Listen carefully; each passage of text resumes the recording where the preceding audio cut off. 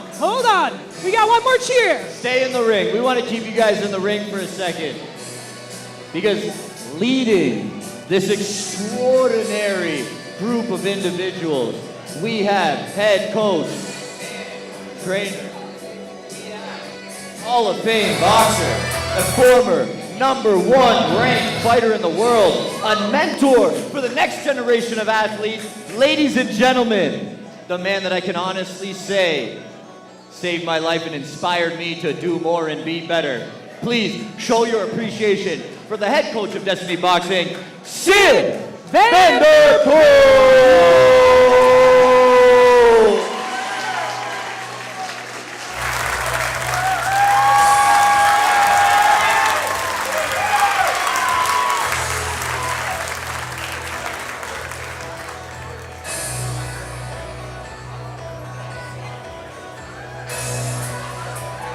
These eight will be fighting out of the red corner tonight.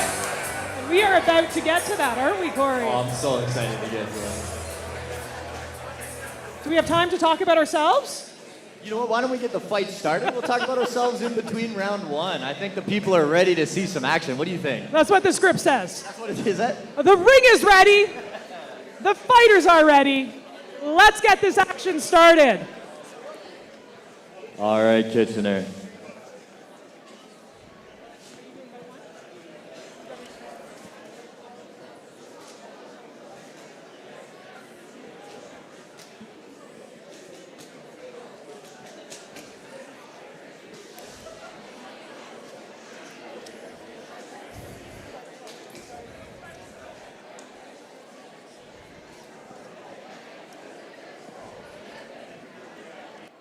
All right. We're going to kick off bout one with passion, excitement, and introducing, out of the blue corner, fighting out of Border City, we have Oliver Detter! Well, here we go, the first fight of the evening, and representing Border City Boxing, making his way to the ring in the blue corner here, Oliver Danaher. And already, Shane, Oliver Danaher, he's competed this year, just competed about a weekend ago in his event in his own gym here at Border City. So right back at it. That's the way the amateurs roll. Yeah, you know what? It's a little different when you're fighting at home, but when you're fighting in hostile territory, it really illuminates every chance or skill set that they have, right? Dimitro Marathon! Let's go! Well, making his way to the ring here, the first of the 8 Destiny Boxing fighters in Dimitro Marichuk. And Dimitro also, he competed on that very same card last weekend out at Border City in the Border City of Windsor, Ontario. And Dimitro, he wants to get the skill set going back again. You can see right here his keys to victory from his coaches. He wants to be active and be first. You got to throw the combinations and exit with hands up after he exchanges. Absolutely. Just keep it basic. Draw energy from the crowd, and hopefully we get a win. Well, that's what Dimitro wants to do. He wants to set the tone the right way for the Destiny Boxing fighters, where there's a lot of pressure. Obviously, he's got to represent his own gym. This is where he does his training. You can't really let someone come into your gym and beat you. It's going to really change the mindset come Monday when a whole new venture in training goes for him. One thing I know about Sid's fighters, they come prepared, so I look forward to this fight. I do as well. I mean, these are both some young 14-year-olds, too. Yeah, that's crazy. The skill level that they have at this young age is always very impressive. Absolutely, and doing it on a big stage is another factor as well. And Dimitro takes the center of the ring right away. And already our first timeout here by the official, just seconds in, as there's too much spillage in the corner of Oliver Danaher. Okay, yeah, don't come in the ring next time, okay? Stay out of the ring. Thank you. I've been reprimanded by her, so I'm going to try to keep quiet. Oh, here we go. Already quick jab there from Marichuk. Oh, super fast. using his length. Again, I think the key to his victory is just really pumping that jab. Ooh, nice combination there. Good combination. Dimitro just moments into the opening round here on Danaher. Again, nice basic 1-2, in and out, using his length. And look at Dimitro just takes right back at him. Big right hook land and a right hand. Right on him. Beautiful combination here by Marichuk. Straight jab lands from Marichuk. Nice head movement, really utilizing his length. As well, that output too. He's throwing combinations, punches in bunches. And he's got speed with it too. Yes, a lot of speed. Oh, just trying to get the timing down already. It looks like Dimitro has on Danaher. I think he's got a date tonight or something. Big! That's a standing. That's a standing. He's throwing the towels in. And it's a first round TKO here for Dimitro Marichuk. Great performance. Again, these Destiny fighters come to fight, so again, it's going to be an interesting night. Well, that is how you set the tempo and the tone for Destiny Boxing here at March Mayhem. That fight was all mayhem coming off the hands of Dimitro Marichuk. Just a first round TKO here. And I think that's a good call by the Border City corner as we look here at the highlights here, Shane. Oh, man. Again, we could see the height difference. Again, he was pumping that jab. His output was amazing. Oh, slip, two.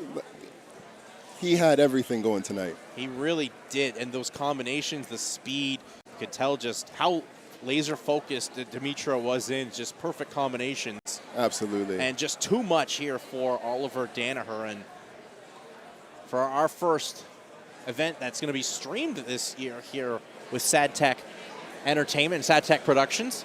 What a way to start. Man, I don't even see sweat on his brow. No.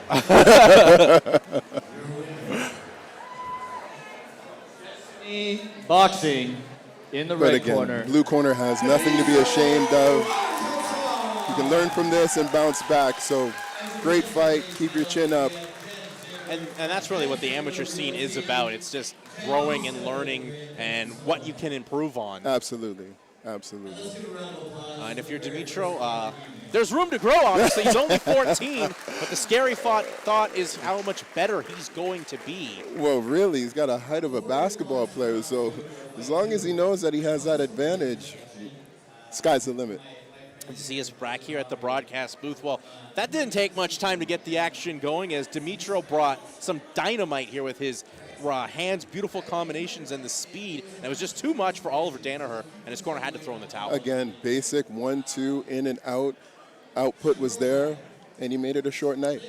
And that's, normally with the amateur fights, we don't see that. These fights do go the distance. You get your time inside the squared circle. But for Dimitro, I mean, that's a great start to the first event for you competing here at the gym, at your own gym here at the SydFit gym. Absolutely. But what a way to get your confidence going here for 2026. Well, again, it's a different feeling when you have, your people backing you. So I think he drew energy from the crowd, and we saw what happened.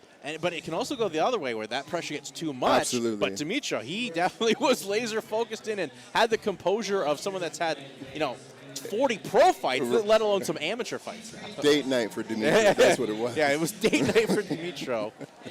Well, he definitely swiped right on the key to success here tonight. And that's how you want to set the tone. Absolutely. As we're just a moments away from our second bout of the evening, which will feature the Destiny Boxing 2025 Female Fighter of the Year in Kristen Diebel. So SydFit will be running on diesel power. Shane.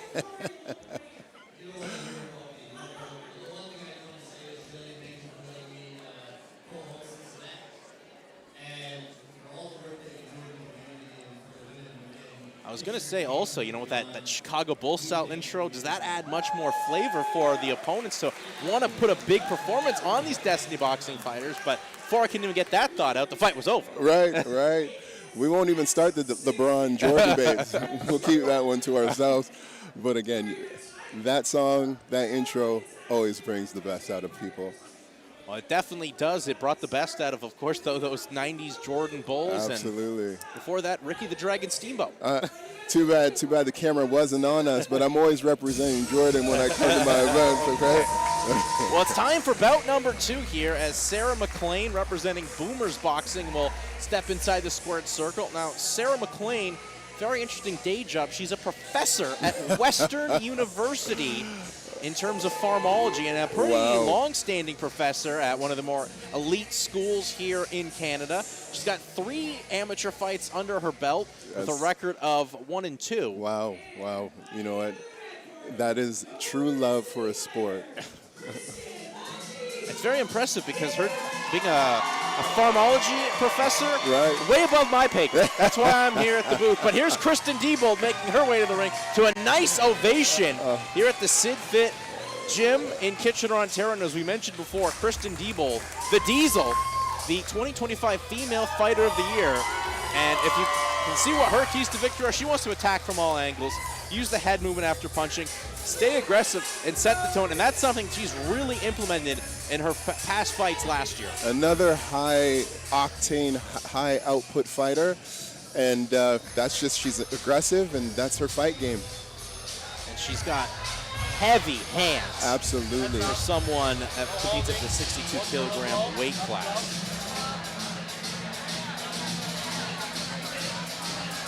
Well, hopefully some of her, if she lets those hands go, she'll get some called knockdowns. They didn't call a lot of her fights last year knockdowns, but I think that was just outrageous. Yeah, I don't think we have to worry about her letting her hands go. That is just in her DNA. A deep breath there in the red corner for Kristen Diebold. We are underway here as McLean takes the center of the ring. There's a good left already from the Diesel. Again, she's circling, using that jab well. They are just swinging in the paint right now. High output. I think they forget that this is a 3-round war. Well, the feeling out process non-existent here in our second round. And there's a good right hand over top from McLean. Oh, a nice straight. Trying to maybe get her composure back here is Kristen Diebold.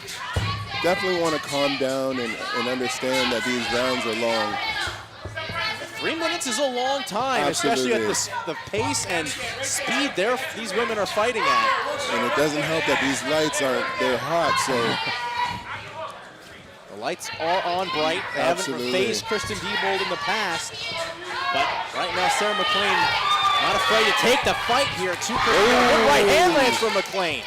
Got the Diesel up against the ropes. She's just got her head down and throwing these nice hooks and connecting with Diebold.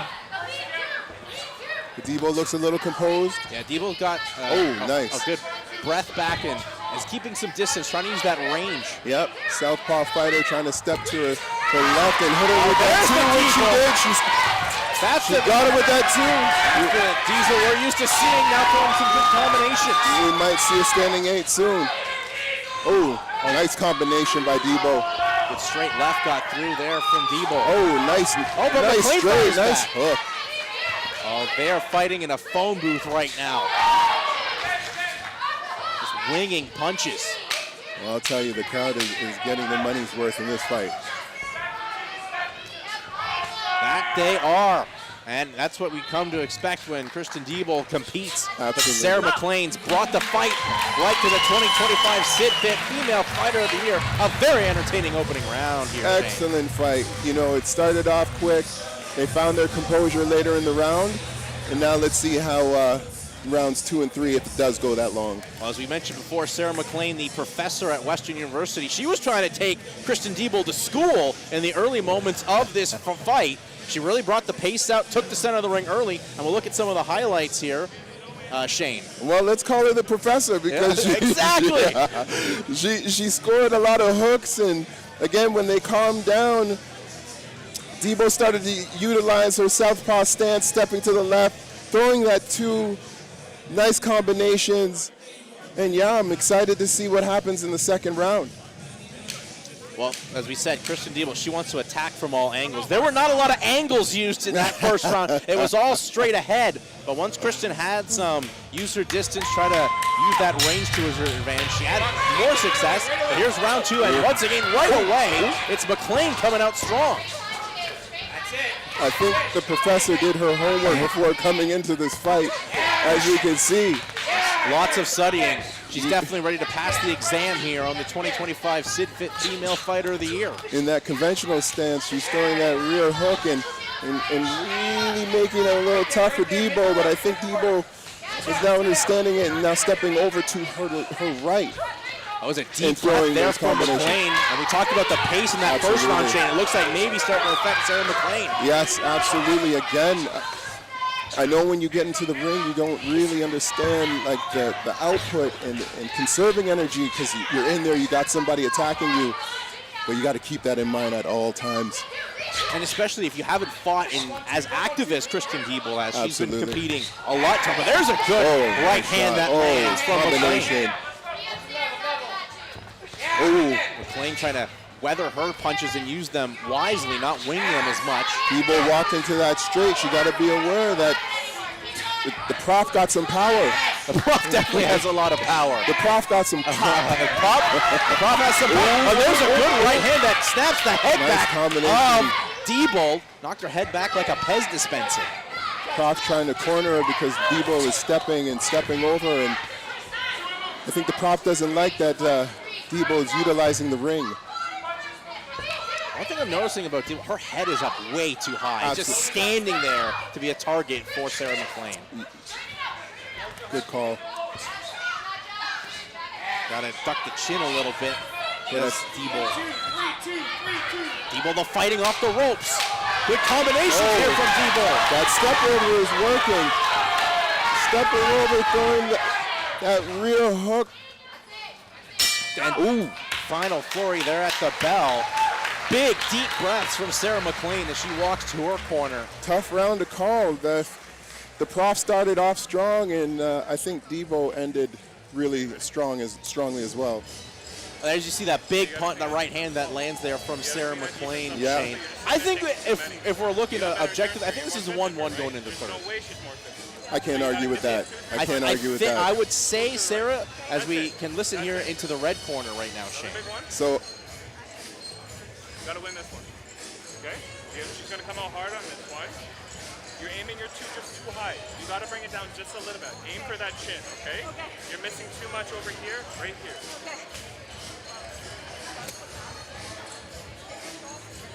Yeah, just hit it loose. And make her chase you. Let's go. You gotta go.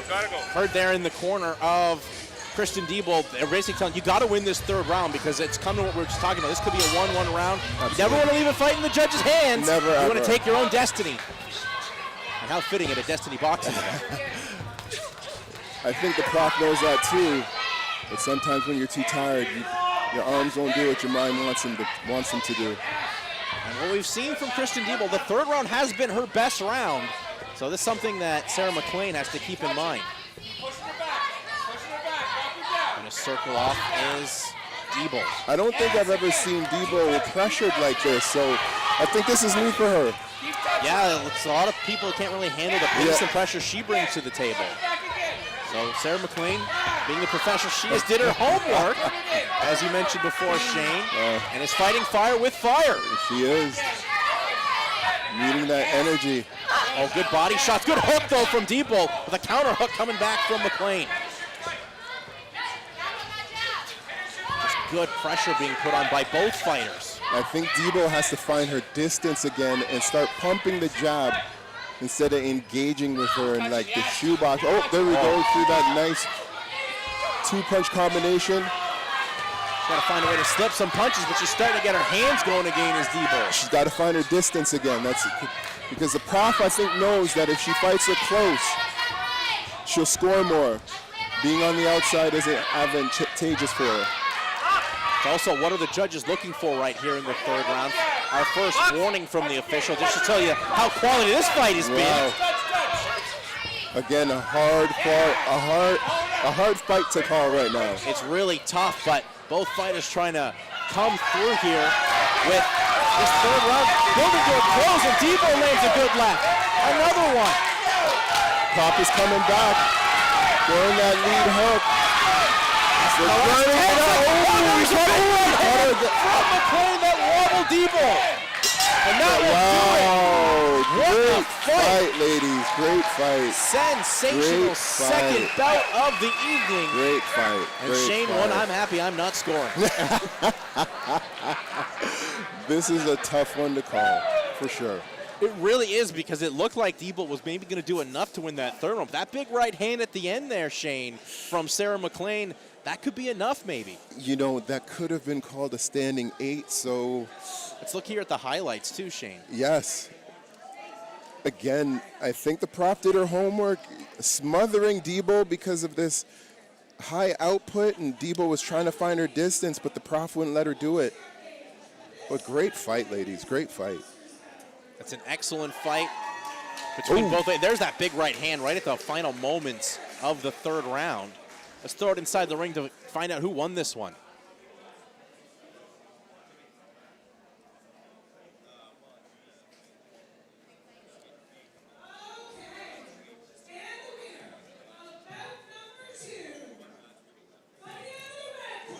Kristen Debo comes through. A tough fight to call. Tough, very tough fight. I would not be unhappy with the draw. That was a great fight. Great fight, ladies. It was a great fight, and it really goes to show that as the fight progresses, Kristen Debo gets better, Shane. Oh, I don't know where she gets the energy from. Again, fighting in front of the home crowd. But again, her fights are always exciting and always high output. That one maybe left a little bit too close for comfort for Kristen Debo, but she came through and does what she does. She gets the victory, showcasing why she's the 2025 Destiny Boxing Female Fighter of the Year. That makes Destiny Boxing 2-0 tonight here at March Mayhem. Let's take a look at our next fight coming up here. We'll see Josh Almeida take on Mayhem El Mahoud. So this will be a fun one too, Shane, as this one does not have fighters representing Destiny Boxing. So a nice break from the Destiny Boxing fighters. Again, it'll be an exciting fight. It's already an exciting night. Listen, this is the man of the hour. Obviously, we can't. Denton Daly is beside me right now. Big part of Destiny fighting.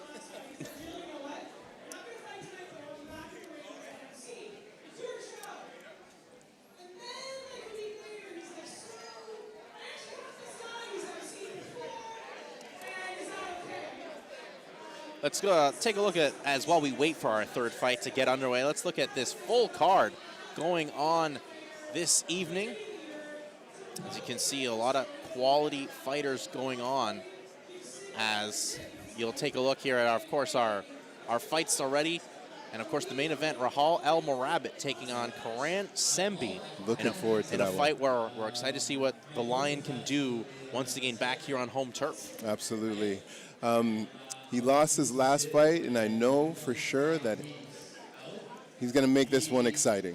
And that's for sure. And sometimes, a loss, it's a lesson, but it fuels you to compete even better than before. And, of course, the co-main event, Ben Ronquillo, the 2025, coming off the 2025 Fight of the Year against Kyle Clanor.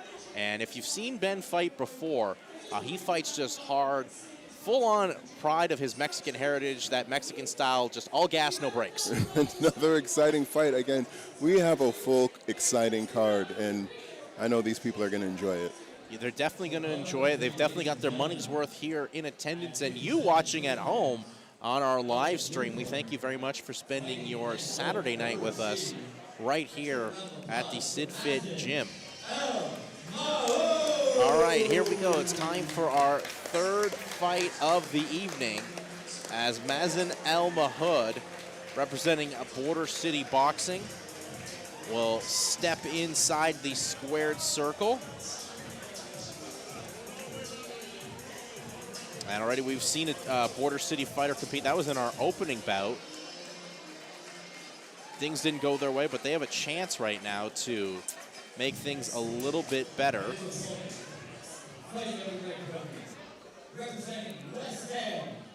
Let's give it up for Josh Almeida.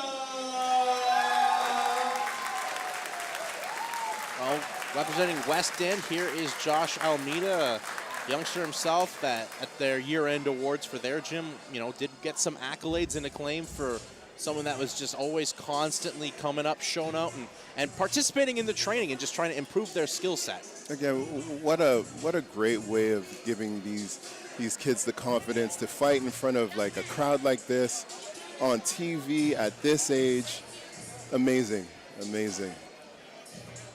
It's a great opportunity. It's a great chance at exposure with and as well fighting in front of a crowd like this too. That's got to be, you know, that's a really good thing to get the, you know, those nerves out of the way at an early age. Right. It's become kind of a norm. And you know, when I was that young, I couldn't dream. I don't think my legs would like handle the nerves when I had my legs buckle. And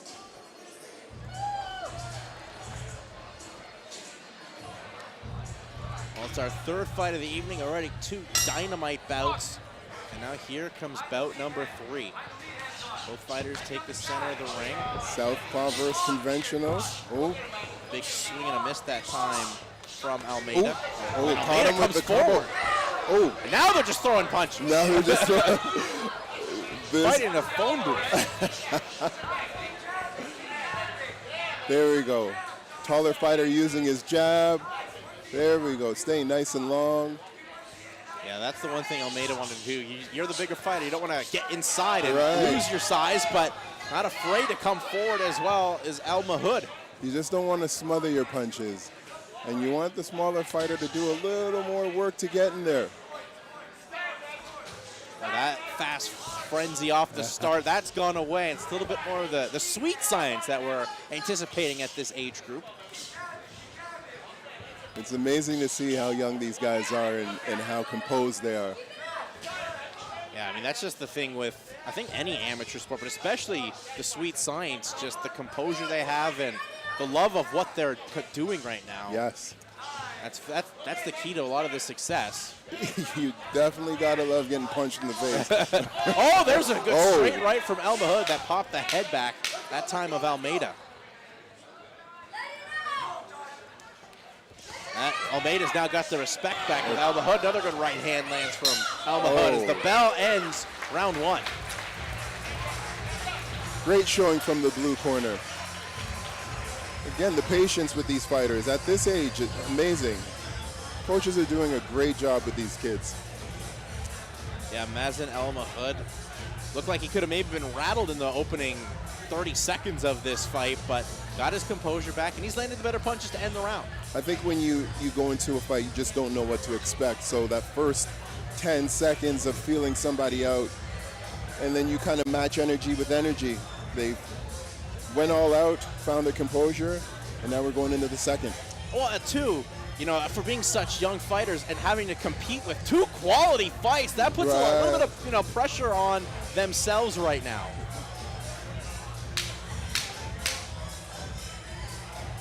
Here in the corner as well, Almeida's corner at West End telling him, got to keep the right hand up and use that size to your advantage that you were talking about. Absolutely. Stay on the outside, pump that jab, and wait for that mistake to happen so you can throw the 2. A much more subdued start here to round 2 between Mazen El Mahood and Josh Almeida.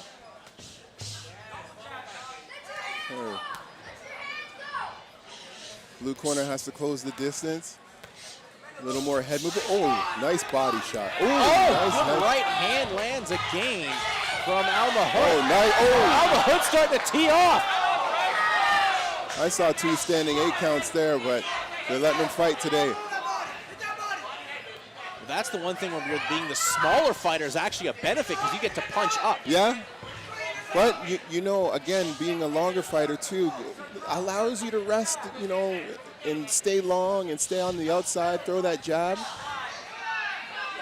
and make the smaller fighter work. Well, the smaller fighter here in El Mahood is definitely doing that. He's working hard here in round 2. He's just closing the distance really well. He's coming in with shots. And doing body head. Oh, love it. Body head. Nice hook. It looks like Mazen El Mahood started getting the timing down too here on Josh Almeida. Right now, I think he's just outthinking him. Ooh, that's a standing 8. That's a standing 8 count. Absolutely. There it is, the standing 8 count. Shane, you were calling for them. You said there could have been a couple more before that. Finally, the official steps in and standing 8 count call here on Josh Almeida, just as the second round comes to a close. Red corner looks a little fatigued. Again, that contributes to keeping your hand up, keeping that distance. As we look here at the highlights of round 2, where you'll see that standing 8 count at the end of it.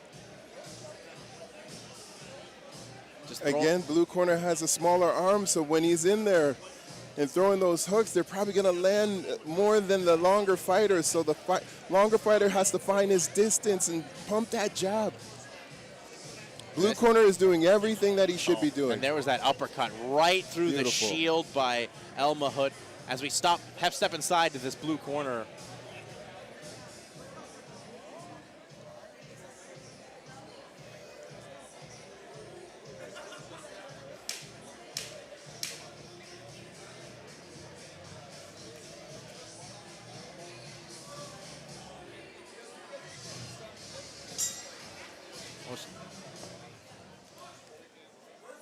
That was a weird start to this round. I think it could be 2-0 blue corner. First round was closer, but definitely the second round is the blue corner, Mazen El Mahud's. But if you're in the red corner right now, Josh Almeida, Shane, what are you telling your fighters? I'm telling them to stay long. I'm telling them that we have to close the show. I'd be afraid that we're down 2-0, and we got to find a way to give this blue corner a standing 8. Put us back into the game. Yeah, Almeida nearly knocked himself off balance, trying to get on the inside. Almeida, you can see him have those deep breaths. Also doesn't help getting rattled in the head with those power punches that Almeida's taken from El Mahud. Everybody has a plan until they get punched in the face. It's a great quote there from Mike Tyson that applies to all aspects of the sweet science and life. So 32 seconds left to go here in our third bout of the evening. I think the red corner has to press the issue. I feel like he's down, might be a little tired, so the output has really dropped. And good left hook. Connects with authority from Mazen El Mahud. 10 seconds left to go. Trying to adjust the headpiece there is Almeida. Can El Mahud finish with a flurry? No, the time ends. Good fight. A very entertaining fight. Is Very telling entertaining. Mazen El Mahud, put your hands up, and definitely should. What a great performance from the blue corner. He should be very proud of himself. Actually, both fighters should be very proud. What a fight as we look here at the third round highlights, Shane. Again, blue corner just cut the distance on red. Red couldn't find his distance, and again, the blue corner got in there and started throwing punches and got his standing 8. I feel it might be a 3-0. I think so, too. First round's definitely close, but rounds 2 and obviously to the end of this fight, it was all Mazen El Mahud who cut the distance, and we'll find out who won.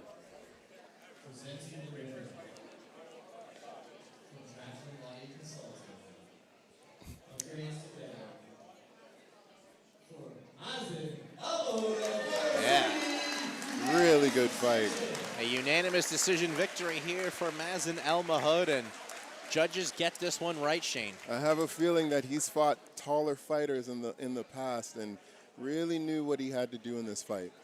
And with being so young, too, you know, Mazen, he's going to grow. Yes. So he's learning how to fight, you know, the taller opponents. Eventually, you know, he'll be the taller fighter. So you're really rounding out your skill set at such a young age. Absolutely. When you get to see from short, small, and you have the opportunity to fight these guys, there's no fear involved. A lot of power packed in his punches there from Mazen El Mahud. Kind of reminded me of David Tua. Oh, okay. A blast from the past. Yeah. Those big compact fighters that bring that hit like a Mack truck. That guy was a bomb, had a bomb in both hands. Yes, he did. One of my favorite heavyweight fighters. We look at our next fight coming up here at the Destiny Boxing Fight Night. It's Jon Stewart versus Ali Nasseri. So Jon Stewart will reclaim the honor or get the ball rolling again for Destiny Boxing. taking on Ali Nasseri. But what a great night of fight so far. 3 for 3 in terms of the quality of the action, Shane. Absolutely. No lulls.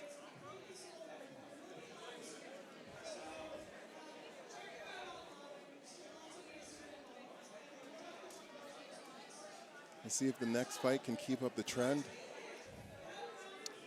Well, the way we've been spoiled, I would expect it to. It's been it's great matchmaking too. Yes. To put these fights together.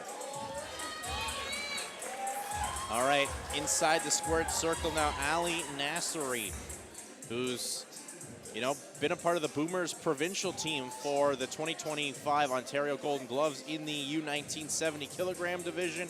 Competed at the Golden Gloves in October, making it to the semifinals in his weight class. So this is a very talented young man. Definitely a solid, well put together young man.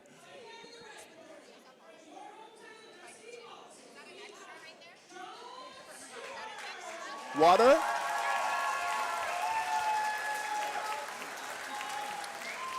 Shane, doing a lot of great things. You're helping me and you're helping the blue corner, making sure they have an extra bottle of water in their corner. It is all about the youth. Well, John Stewart making his way inside the squared circle. Of course, representing Destiny Boxing. And, his keys to victory here this evening, he wants to establish that jab early and build that combinations after punching and go to the body, because if the body falls, the head will fall as well. Absolutely. Again, just keeping it basic and simple. We got 3 rounds, and we just got to utilize the ring, utilize the time, like you said, utilize the jab. And, of course, we all know, Shane, the jab, the most important punch in all of any boxer's arsenal. Sets the pace, sets the distance. I find a lot of fighters nowadays don't use it enough, and it's basically the best punch in your arsenal, so it should be utilized more. It really should be. It sets up everything that you can do from a striking combination. Absolutely. All right. Just making sure the gear is in cleanly on John Stewart. Both fighters will take their instructions from our referee. And our 4th fight is moments away from getting underway. These are some very skilled young fighters, not even at the cusp of 20. Right. Very young. Blue corner utilizing that jab. Nice jab, Blue. And from what we've seen in the first 3 fights, these opening rounds, just fast-paced, all action. Not a lot of skill in them. This is a much more technical start coming from Ali Nasseri. I think there's a danger here. They look like they both have power, so they have to approach each other very smartly. Nasseri trying to get a good counter punch coming from Stewart. Now Stewart trying to find his rhythm. Saw that uppercut coming, did Stewart, and was able to duck it. Again, it looks like blue corner is really trying to find his distance with that jab. Oh, caught him with that too. Nice shot by Red. Yeah, good work by John Stewart, the Destiny Boxing fighter.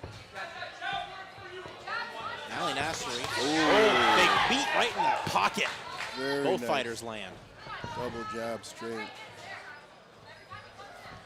And to circle off and use some good movement. Haven't seen a lot of movement to create angles here tonight so far. But Ali Nasseri will try that good right hand lands from Stewart. Body head. Really nice combination. Stewart looks very composed in there. Yeah, he's definitely, you can tell, understanding the assignment that this is his gym. Owning the center of the ring. And not letting Ali Nasseri take the fight to him. Absolutely. Because you can tell Nasseri, as we said, very skilled fighter. Yep. Make it to the semifinals of the provincial Golden Gloves in his weight class last October. And not going to be bullied as John Stewart as he pushes Nasseri back, but Nasseri will come forward trying to land combinations. Very cautious in their engagement. So. They clinch up on the ropes. Finally, the official will get a clean break.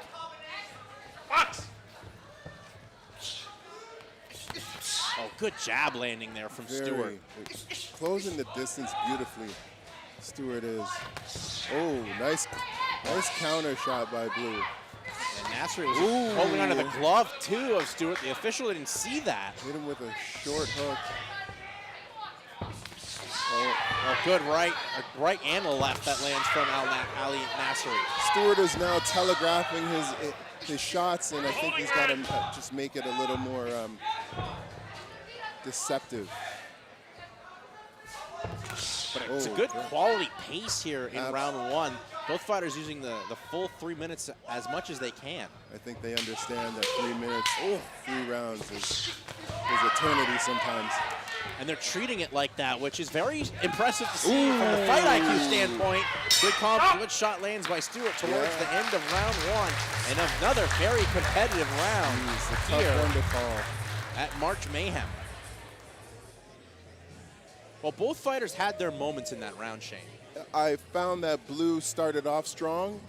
Stewart took over the round as the round progressed. So, again, another tough round to call. Yeah, there you see the good quick combinations landing from Stewart, the Destiny boxing fighter, in red. They both met right in the middle right there. Yeah.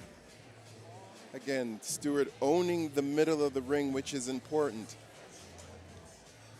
And it just goes to show just how important the fundamentals are, where he didn't get discouraged from the early moments of round one where Ali Nasri was taking the pace to him. He just settled in, buckled his feet down, and said, I'm going to fight my fight. I'm at my gym after all. I think when you have enough fights under your belt, you know that you're going to get hit. We accept it, got to find that composure and box again. Both fighters did have good composure, but that's another tough round to score. Wait and see what the judges say if we go the full distance. Well, both fighters have the respect for each other now here in round two. Absolutely. I would like to see a lot more body shots being thrown. Oh, nice combo by Blue. There's a good combo from Nasri. Oh. Yeah, and to your point too, Shane, the body shot, it's such a lost art in boxing. It's such a crippling shot, though.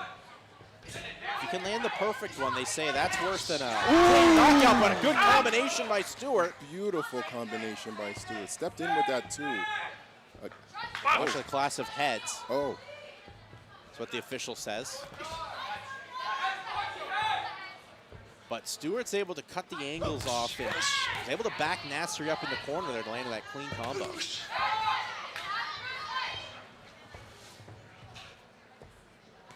I think Stewart needs to disrupt his rhythm by sticking out that jab more. Again, like we said, a lost art.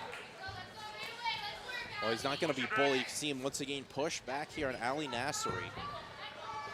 Trying to find an angle to get inside. Nice head movement. Oh, good combo. Near a good hook lands from Nasri. Now Nasri is timing Stewart, and Stewart has to be aware of that. Yeah, because Nasri was just inches away of landing the perfect left hook. That may have sent Stewart to the canvas. Another lost art are feints. And that's what this is all about right now. It's to finally get those lost arts back into your arsenal if you want to go pro. Or even at the highest point of being an amateur. Yes. Stewart backing Nasri up. Got to utilize that jab. There it is. Exactly. It's like he heard you, Shane.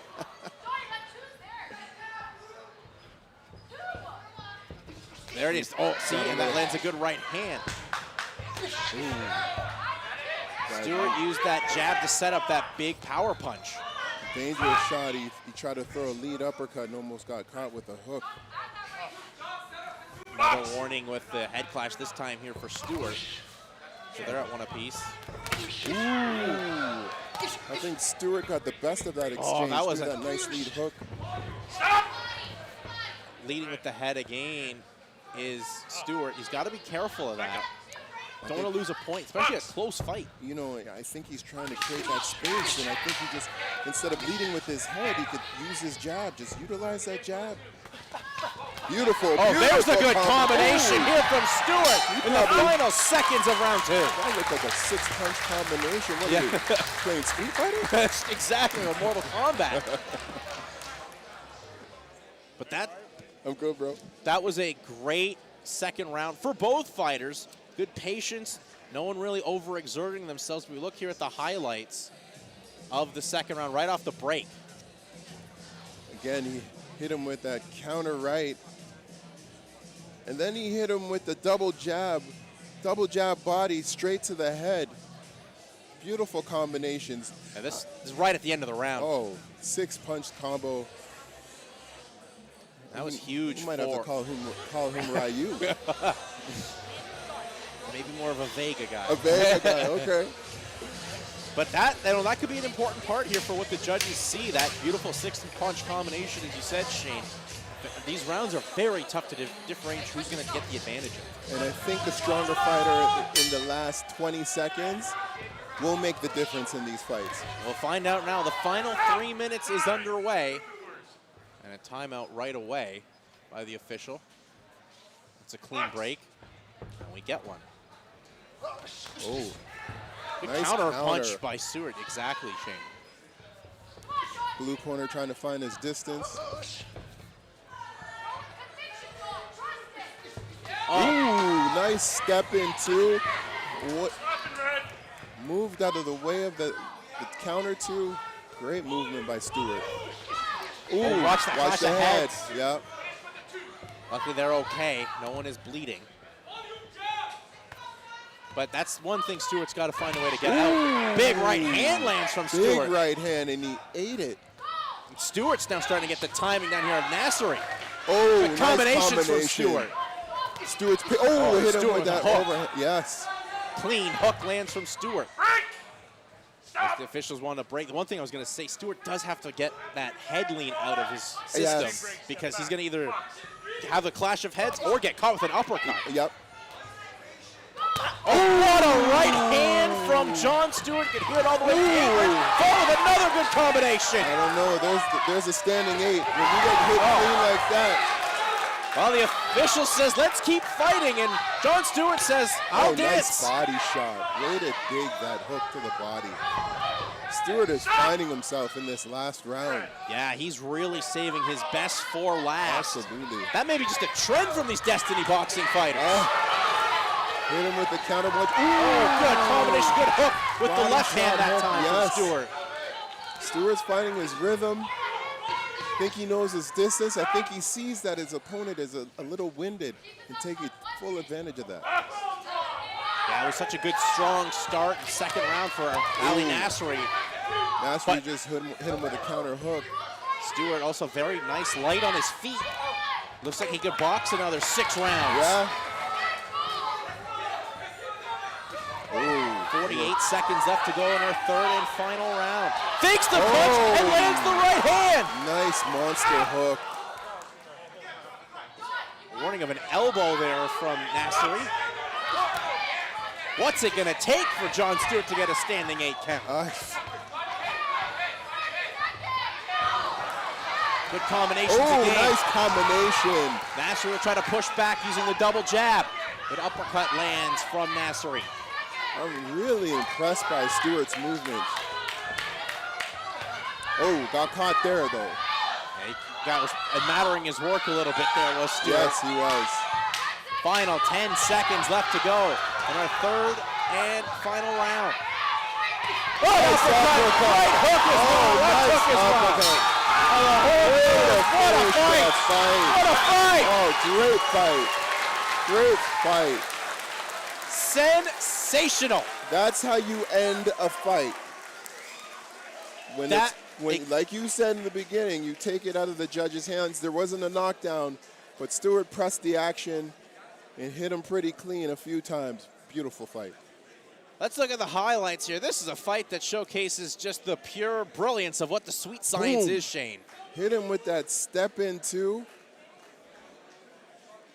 Trying to find their distance. Yeah, in the third round, Stewart really got his timing down. Look, I love that one. The fake the right hand, 2 for flinching. I'm telling you, that feint works all the time.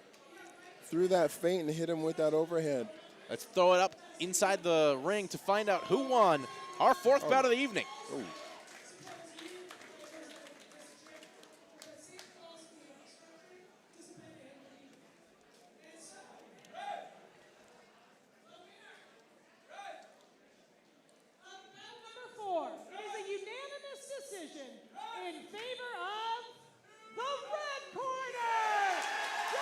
Yeah, Jon Stewart really puts it on.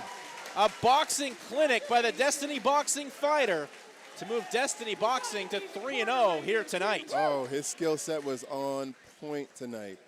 He had a very game fighter in front of him, found his composure, and won the fight.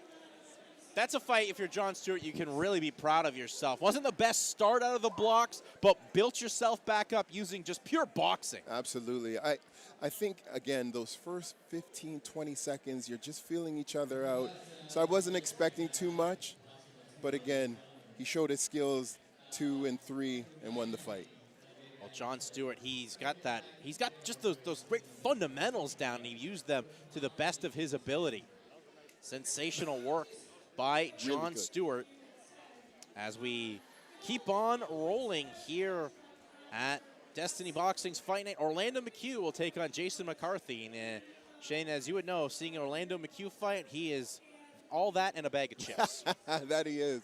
That he is. Again, another talented fighter.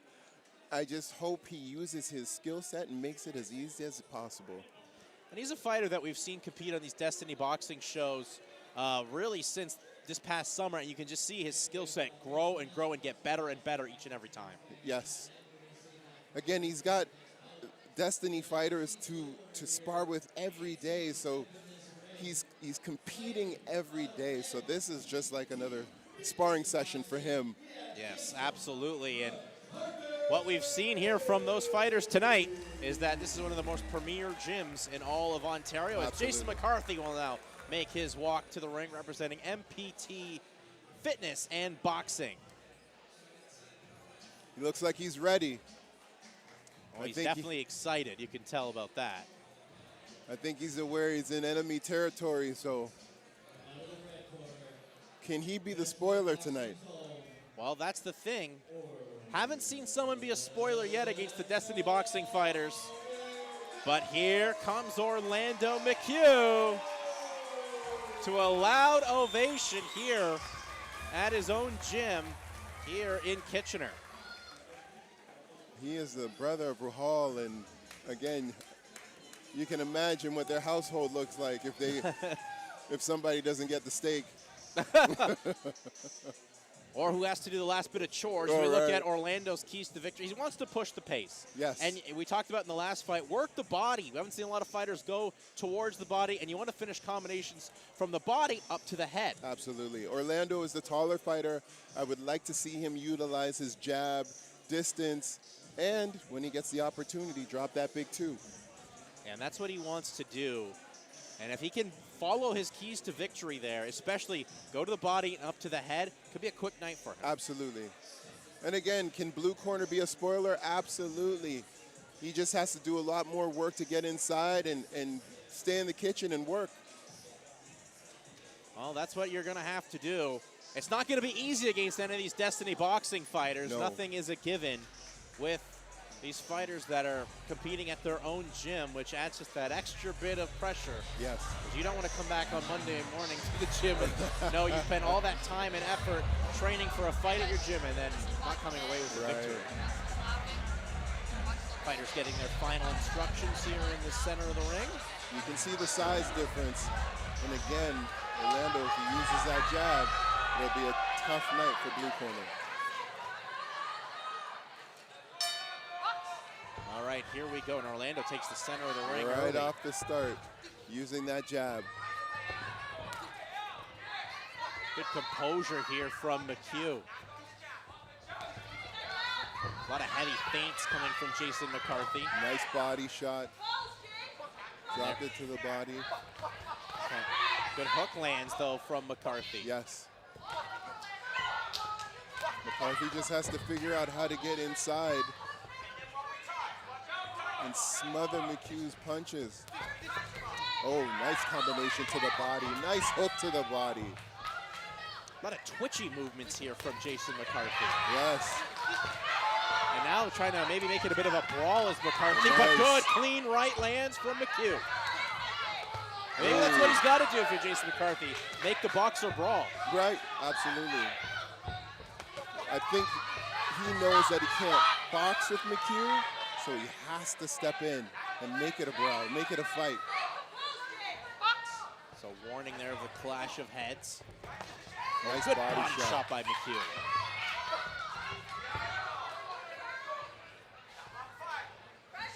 McHugh just eyeing up, sizing his opponent, just looking for where am I going to land these punches. Fighting a real smart fight right now. Ooh, he got hit with the hook though. He hit that hook at the top of the head there of McCarthy. If that was a little bit more down around the temple, Yeah, could might be have- standing 8 count time. Absolutely.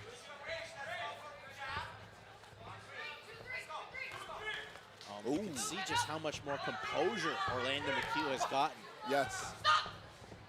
Not rushing anything as we get a break. And once again, McCarthy coming in with the head.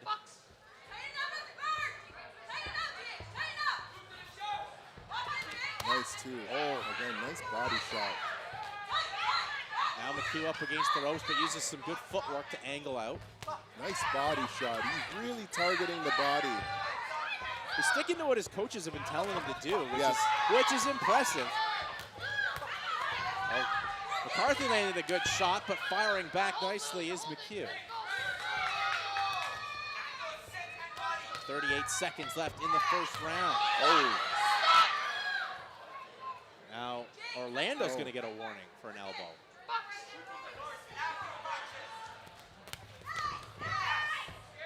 I think blue corner can't be afraid to step in. He's got to get in and start working instead of clinching. He's got to let those hands go.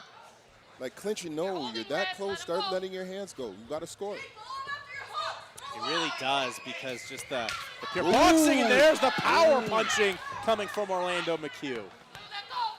Oh, Yeah, you want to get your hands go. Absolutely. And you can tell maybe that fast, twitchy movements from McCarthy's made him a little fatigued as the Absolutely. first round comes to a close. Some of that may have been nervous energy, but a good first round for the Destiny Boxing fighter, Orlando McHugh. As you look here at the highlights of the first round. he started the round out pumping that jab.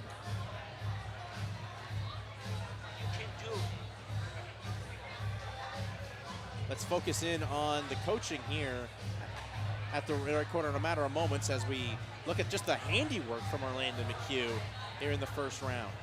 And great body work. He really targeted the body. His body, okay? Let's listen inside the red Good. You're doing great. You're doing great.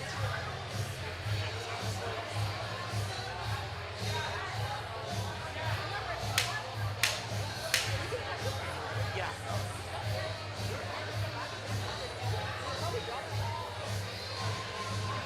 Just some positive reassurance there for Orlando McHugh that he's doing great. Yeah, I don't know what I'd say to him. Utilizing the jab, going upstairs, downstairs. 1-2 combo from McHugh. And then steps out. Got a little blood on his nose. Yeah, a little bit of the blood is trickling down the nose of McHugh. That may just fire up McHugh even more. Yeah. Trying to punch off the break was McCarthy. Oh, good hook lands there by McHugh again.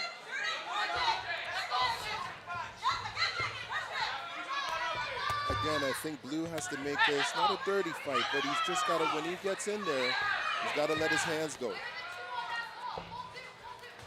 And he's really just hasn't found the opening. No.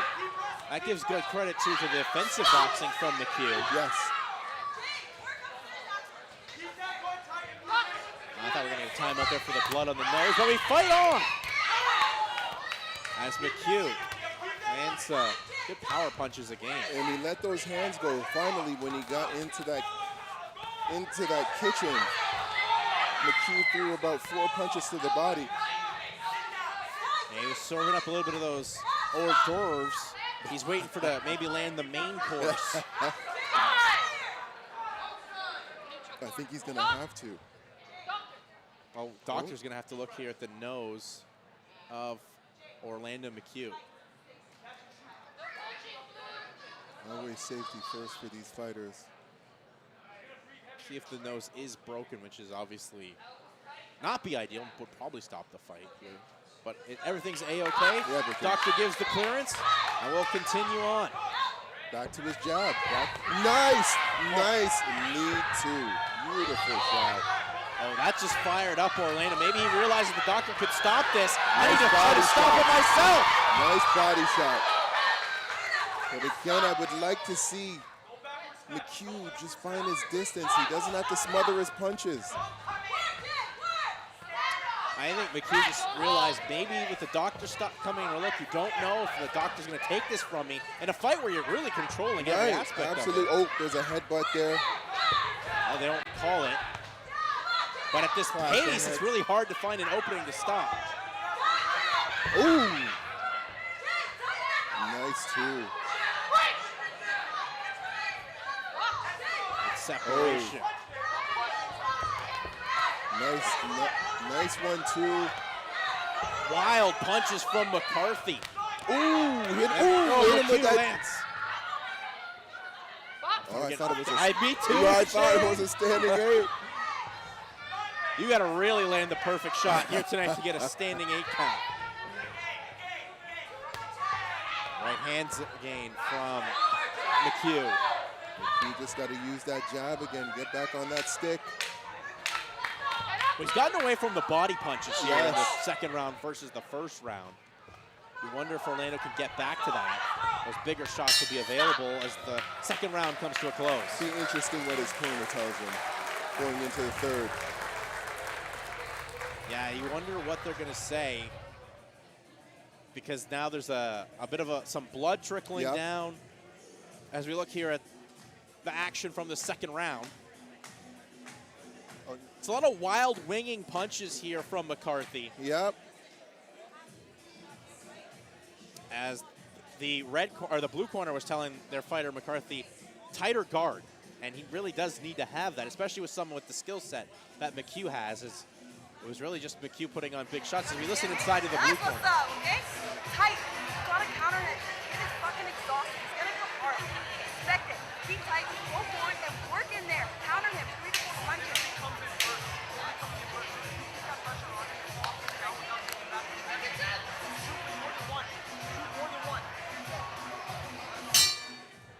For the blue corner, they're telling their fighter McCarthy, tighter guard. Let his hands go. And let his hands go. Red corner saying use that distance, long range long hooks. range. Yeah, he's got that height advantage. Take advantage of it. Stay outside, pump that jab. So he's just stepping in and then getting caught by McCarthy's hooks. Well, McCarthy, he's definitely durable and tough. Absolutely. You can tell he's got the experience to handle this barrage from McHugh. Both fighters getting more of the warning. Got to listen to me, but it's so loud in here. Yes. And you're just focusing on your craft. Sometimes harder to hear the officials' warnings. Oh, nice one, too. Yeah, McCarthy started to let his hands go a bit. Pumping that jab, he tried to go back to the body, which I think is smart. But to your point too, Shane, McCarthy hasn't really made adjustments. Once he gets in close, all he wants to do is clinch. Yes. He's not letting his hands go. He's not throwing jabs.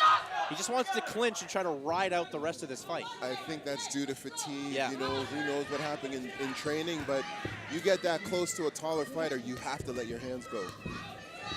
Well, and that's the only way it seems like McCarthy's going to even land some important strikes here against McHugh. McHugh hit him with a nice lead hook. McHugh not going to rush anything. There's a good straight right from McHugh.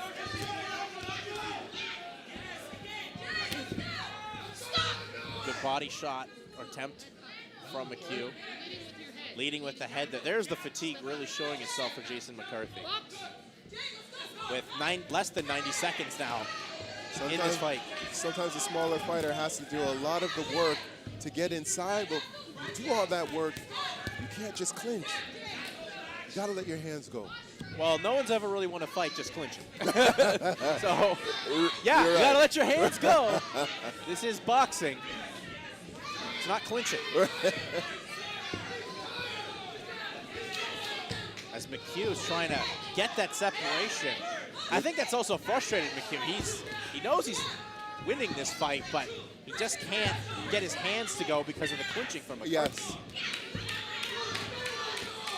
But we'll make the most of it in what Orlando McHugh's got his opponent. Then McHugh's got to get back on that stick. He's there's nice a good body shot. Nice hook. Oh, hit him with the 3-piece. And I'm not talking from Kentucky Fried Chicken either. No soda on that one as well. Shout out to Jorge Masvidal. Ooh. So final seconds here. Can McHugh put the perfect combination? There's a good right hand from McHugh that lands. And the bell goes to end a very hard-fought fight. Very hard fight. I think when the blue corner sees the opportunities he had in that fight, he'll be a little disappointed. He got into position and just wouldn't let his hands go. So, well, it's obviously respecting your opponent, but sometimes you respect your opponent a little too much and can't get your hands to go and fight the fight you want to fight. Yes. The opportunities were there, and credit to Jason McCarthy. He's very tough. Very tough. But Orlando McHugh, a real young quality prospect on the pipeline. Got his nose busted up in this fight as well. So McCarthy, when he did land, he landed some shots that did break the skin here. Yes. Of Orlando McHugh. And again, he was in position to do a lot more damage, but I think you just have to learn how to make that space and throw your hands. Yeah. So what it all comes down to is just finding how you put it all together inside the squared circle. All right, ladies and it looks like we've got our scorecards tabulated. Let's find out who won our 5th fight of the night. Great fight. Very competitive So fight. just to build on some momentum and let them catch their breath here, there's a famous quote from Dodgeball. It's, "Nobody makes me bleed my own blood." And with that, a unanimous decision out of the red corner, Orlando McHugh! Well, Orlando McHugh makes it 4 for 4 for Destiny Boxing. Great call. Great call. I think for most of the fight, he established his distance. Really, I think out of all the fights, he went to that body a lot. Great fight. He found the success sticking to what his keys were. He pushed the pace. He worked the body. He did finish with some combinations that had maybe not as much as he would like, but still, when there's a game plan that's put out there and you stick to it, you had a successful night at the office. Yes, he did. And he walks away with a win. And he keeps getting better and better each and every time we see Orlando step inside the squared circle here at a Destiny Boxing event. And we'll take a look here. Up next are a real fun fight. Efron Tuckman taking on Samuel Teklu. This is one we're really excited about. I'm glad that I don't have to say those names. Samuel Teklu and Efron Tuckman. Samuel Teklu. Well, Samuel, I'm hearing a lot of exciting things about him. Oh, you know what? I am unfamiliar with the fighter, but again, I would love to see their sizes, and then you just get an understanding of what they need to do in the ring. Yeah, this one's here's at 56 kilograms, and it's in a big part of the card, too. It's right before the intermission, and you want to keep the momentum going as Samuel representing Destiny Boxing. Well, making his way to the ring here is Efron Tuckman representing Border City. As he steps inside the ring. Long Bows to all the fighter. judges. Yeah.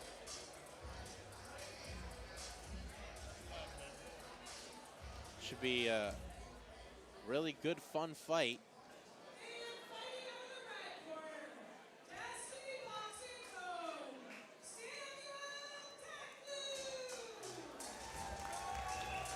This will be my first time seeing him fight, so I'm very excited. Might as well, Shane. I'm excited to see what Samuel Teklu can do. But I've heard good things. And Okay. when you hear good things coming from a fighter from a Destiny Boxing gym, and you know that the hype is definitely real. Absolutely. So we see here the keys to victory for Sim. Wants to use some hand speed, exit to angles after punching, and attack again quickly, as a lot of some of these fighters, they land that one good combination, kind of admire their work or don't follow up. You want to see that going forward. Oh, there's a bit of a size discrepancy there. So again, that speed in and out is going to be critical for red corner. Samuel Teklu in the red, and taking the center there is Efron Tuckman. Using that jab, establishing that jab. Oh, walked into it too, right. Clinched right away there was Teklu. Oh, nice combo. Look at the speed here from both these fighters. Got to throw some feints in there, especially with a taller fighter in front of him. Oh, got hit with that too. Tuckman with a nice feint. Nice! And then Teklu lands a clean right. And then Teklu gets in too close to clinch, separates himself.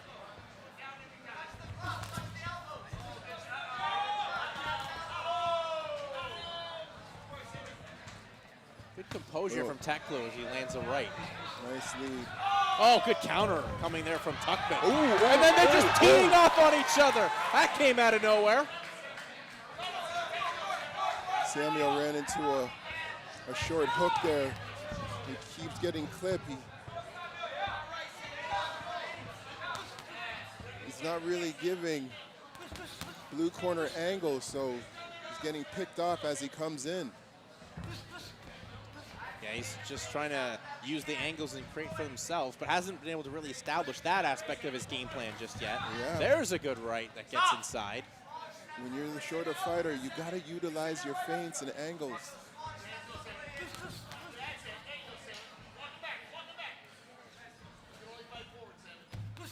Oh, there's a good combination that lands from Tuckman. Very nice. The taller fighter is doing exactly what he should be doing, using that jab, waiting for the smaller fighter to step in, and then throwing that too. It's got to find a way to use your size to your advantage here. Absolutely, and he's doing really well with it. Ooh, nice follow-up. Ooh. Follow-up there by Teklu as he hears the bell and just marches right back to his corner. A lot of good action in that first round. That's a tough one to score, but I tend to lean to the Destiny boxing fighter there. Oh, you do? I think I'll lean to the blue. Okay. Yeah, he utilized that jab. Got caught, as we see on the screen here. He got caught with a short hook. Yeah, there's the combination from Teklu at the end of the first round, as we'll head inside of the red corner. Small, fast forward steps on the way in. When you exit, bring the hands up. You got to get your range down with the lead hand before you go combination. You can't rush in, okay? Feint, the lead hand, and then when you throw the combination, small steps. Clear?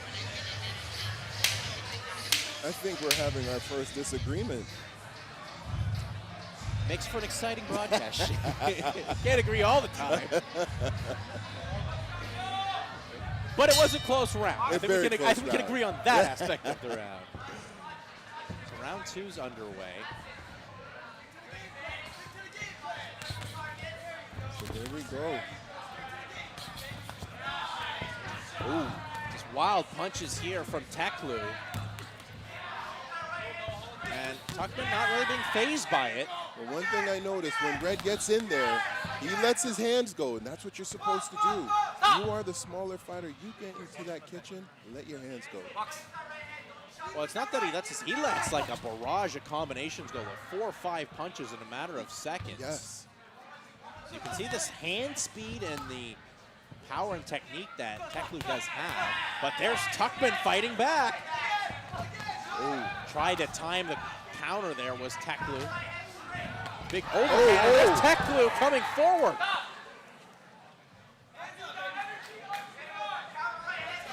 Good stuff here from Teklu. Oh, nice counter shot. Oh, ran into that overhand. Oh, and he was able to make Tuckman miss.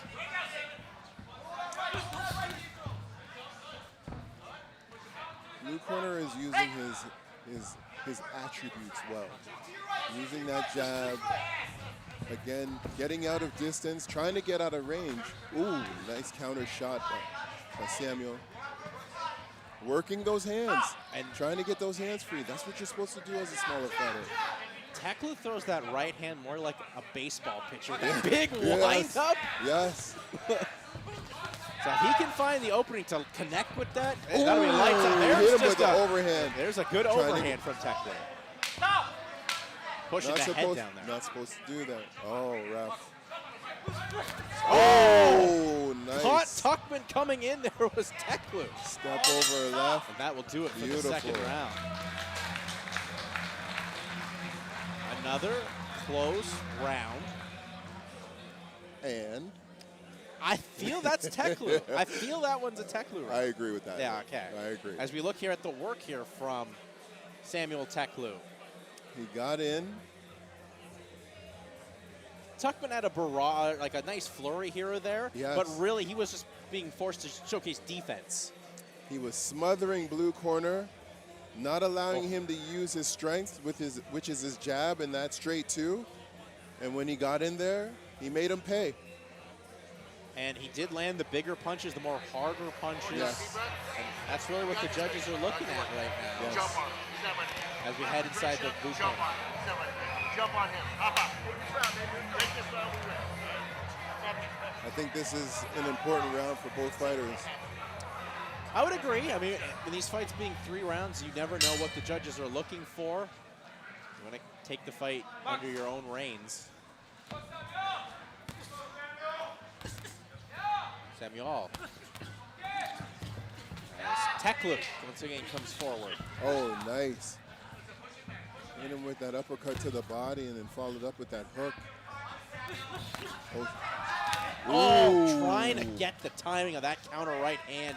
Because Teklu didn't miss by much. Both missed with that hook. Oh, but there's a good left on the inside from Tuckman as they clinch up.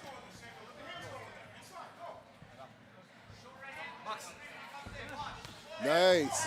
Nice step back too. Trying to come on the inside. There was Teklu.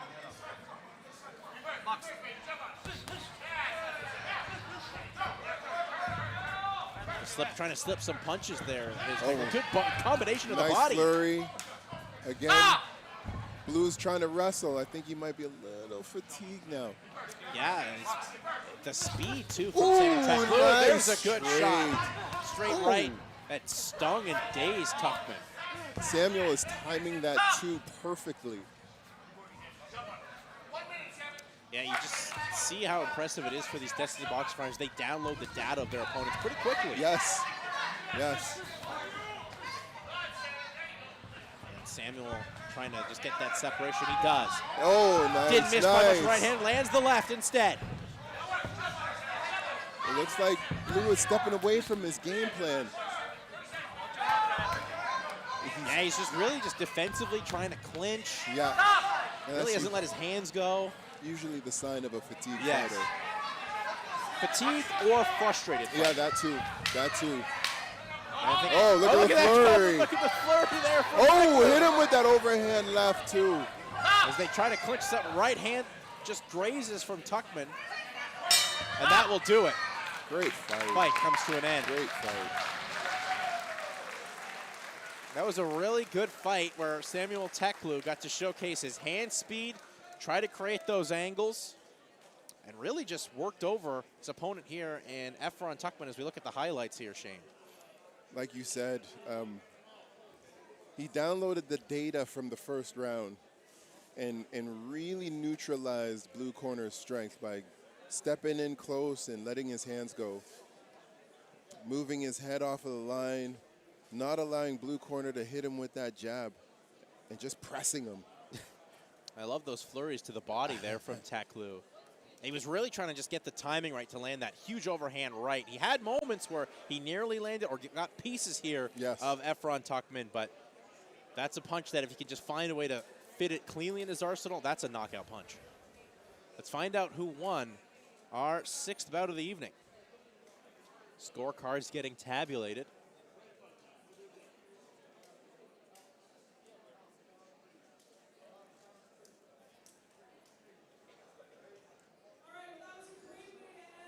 Half. Presenting the medals for this bout, we have the title sponsor for our event, Mitch Davidson. Okay, sorry, I didn't write it down right. I apologize.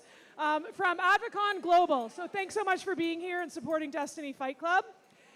And your winner with a split decision, fighting out of the red corner,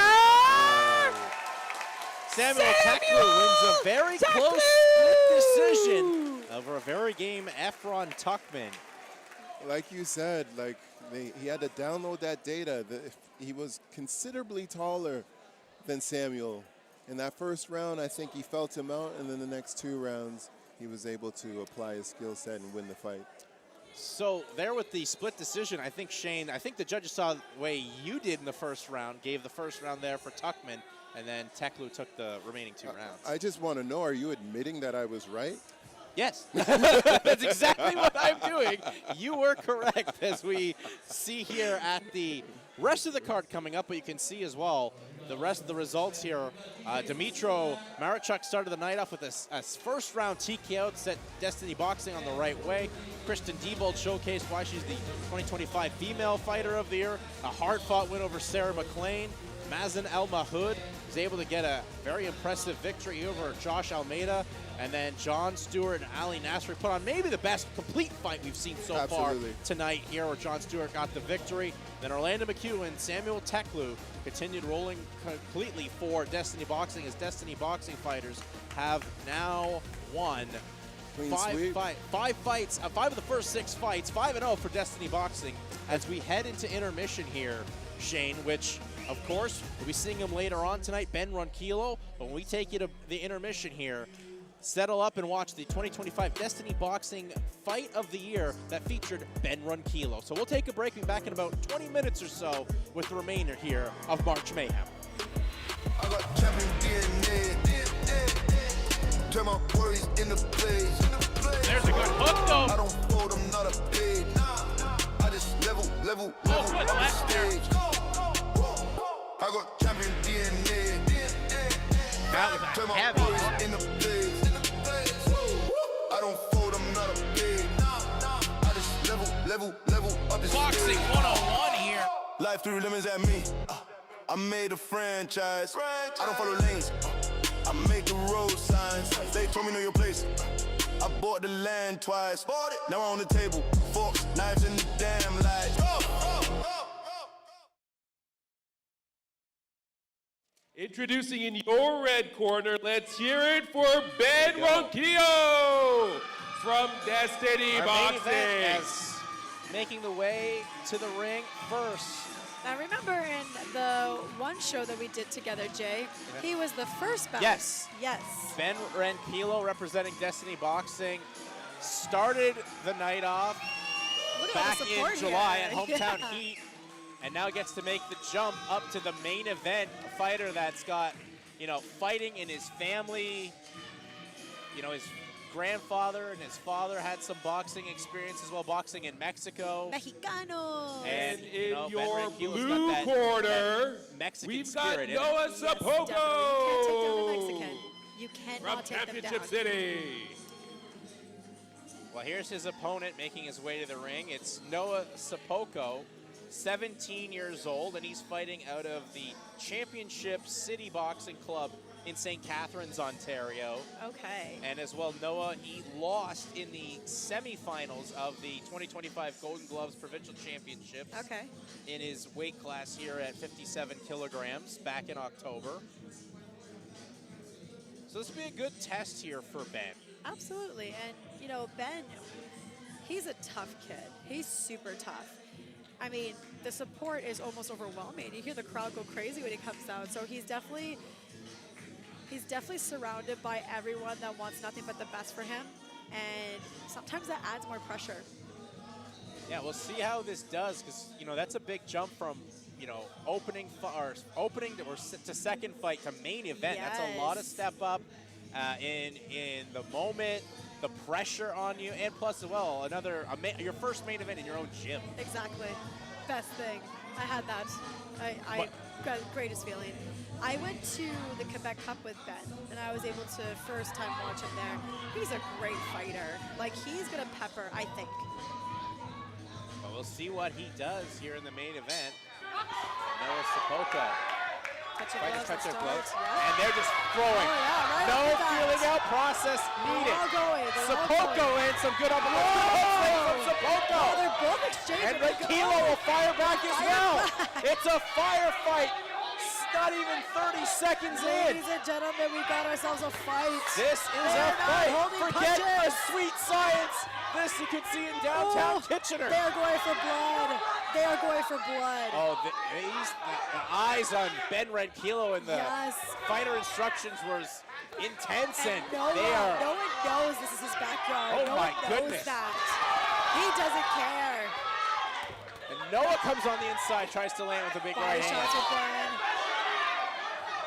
And that isn't the loudest we've heard the crowd tonight. Yeah, that was a crazy start off. Nice jab there by Sopoko. Yeah. And then Renkilo will counter back. Body shot good.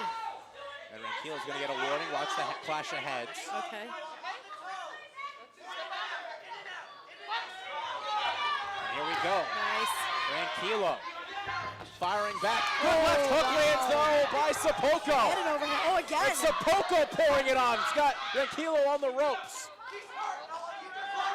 Ben did a good job spinning him off though. Trying to be first again is Renkilo. Oh, good right hand lands by Renkilo this time. This is a firefight. Merry Christmas from Destiny Boxing. Oh, what a combination by Renkilo, but Sopoko will fire back. Whoa, you can't give any fighter an inch in this fight. And Ben is fighting to get right back to the center of the ring. 10 seconds already. This fight's in fast forward. Sopoko, another good combination. Come back with something. Sopoko, good uppercut. Yes. And that will do it for round one. One of the best rounds we've seen all year here at Destiny Boxing. Holy. Sensational opening round between Noah Sopoko and Ben Renkilo. And they're both heaving a little bit in their corners. They're both breathing a little. Oh, they heavy. should be. Oh my God. That was fast and the furious for 3 minutes. Completely let it go. Yeah. I was not expecting that. No, I wasn't either. I was not either. I thought we'd get a feeling out process like we normally. No, they both put their foot down. They wanted blood and they wanted it immediately. Give credit to Noah Sopoko there. He's not. You know what? He probably came in here knowing like this is not my backyard. Yeah. He's gonna have the whole place here, so he's like, I don't care. And he didn't care at all. He really did not care. He was letting the fists fly. But you see with Ben, true heart of a Mexican. I'm just gonna say, Noah's fight that Mexican fighter style. Yeah, that's a thin line to cross. Unfazed. So here we go, round 10. They just get right back at it. Oh, referee's pulling them apart. Yeah, because they just collided. It was like a car crash in there, demolition derby style. Yes. Oh, they both throw big right hands. They both land. And they still throw. Renkilo starting to turn up the heat. Yes. Yes, and then Sopoko will fire back. Sopoko, right hand lands by Renkilo. Oh my goodness. He's got to use those angles. Renkilo turning up the pace. I think that hurt Noah. I think it did too. Yeah. Good left hook. Nice. Oh my goodness. And then Sopoko comes in, but he eats a right hand. Oh, again. Throwing the head back is Renkilo on Sopoko. Wow. Overhead by. Oh my goodness. What a hook. Both of them. Oh. Heads colliding. Sopoko getting in close, clinching. Renkilo, he just wants to keep throwing punches. Oh, we got the overhand. Oh, good hook lands there by Renkilo. Look out, referee. Get out of the way. These guys are They're going 100 kilometers an hour. Whoa! What a fight. And they almost tumbled to the canvas. Literally, their clinch kept them up. Here we go, continuing on. He's got to work the inside, Ben. Gets my back, God, both these gets the guys. distance, but Sopoko starts to pour it back on. Oh, right hand by Renkilo. Oh, body shot, they countered right away. Sopoko, These guys are neck and neck. This is an incredible pace. What a fight, maybe What the a best fight we've seen. This is main event. This is main event. This is big time. This is Destiny Beautiful. Boxing. Ranquillo, he'll get some separation himself. He knows he wants the distance. He does. Good defensive ice overhand. And come back, yeah? Last 10 seconds. Final 10 seconds of round 2. Who's going to blink here? Sapoko lands a good shot. Late shot at the end of the round there by Ranquillo. Not intended. That was an accident. 100%, but wow. The best round we've seen Ben Ranquillo fight was there in round 2. I don't know who won that round. Think my unofficial scorecard, I think Ben won that round. I think so too. I think Sapoko pulled it the first round. I think Ben got it this round. Yeah. I think it's going to come down to This the last third round, Yeah, yeah. it's going to come down to this. That's incredible. Yeah, Ben really landed some good Wow. hooks, uppercuts. What is so impressive for me, but again, I'm telling you, it's the Mexican blood. You cannot take down a Mexican. You cannot do it.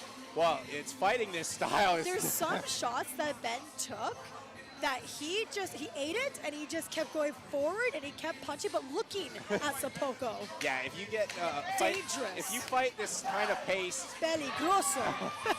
my goodness, Ben Ranquillo. He landed some shots that'll sting tougher than a shot of tequila. Here we go, loud. Ben Ranquillo chances round 3 gets underway. But Sapoko comes on strong. Sapoko knows. He knows he has to do this. As we said, it could come down to this third round. Sapoko, they are swinging and winging punches with no regret, no retreat, and no surrender.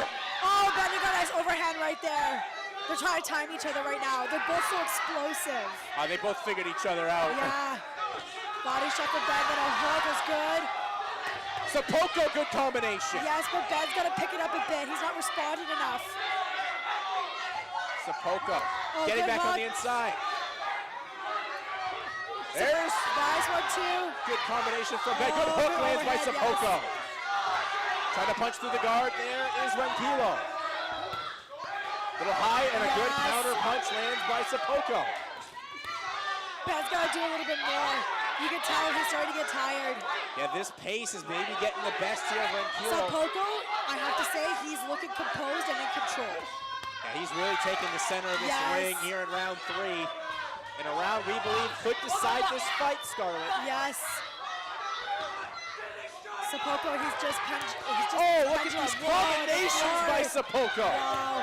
Overhead. Oh, Sapoko getting on the inside. And the angles too. Sapoko. He is throwing these combinations with no regret, no retreat. Yeah, Ben's got to do some more stuff here. No remorse from Sapoko. Whoa. What a gets Ranquillo off balance. He came back. Ranquillo was in trouble, but Ranquillo's fighting back. Wow, look at these punches, look at these combinations. Holy, from both fighters. 10 seconds left. Good combination by Sapoko. Sapoko is just putting Sapoko ate a good shot though by Holy Ranquillo. moly. Uppercut lands from Huge Sapoko. uppercut. That could be it. And that will do it. Sensational fight. Easily the Perfect best main fight event. of Destiny Boxing in 2025. That was big time. That was main event level. Holy Jay. That My heart's racing. I was not expecting that. Need some water. What a fight.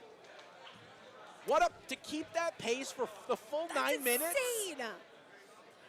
Unbelievable. You guys wanted to see some fights, and we That was saw incredible. I'm not gonna lie, I could go for fights. Let's hear it for our Just another fighters.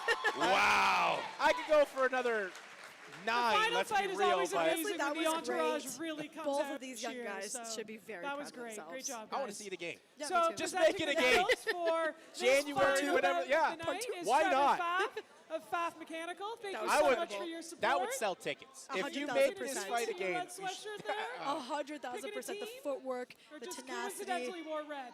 the pressure. this is a fight that shows that records don't Go matter. red. Exactly. Exactly. Am I allowed to say that? I don't know. As you find out who won our main event. One more time for our fighters, please.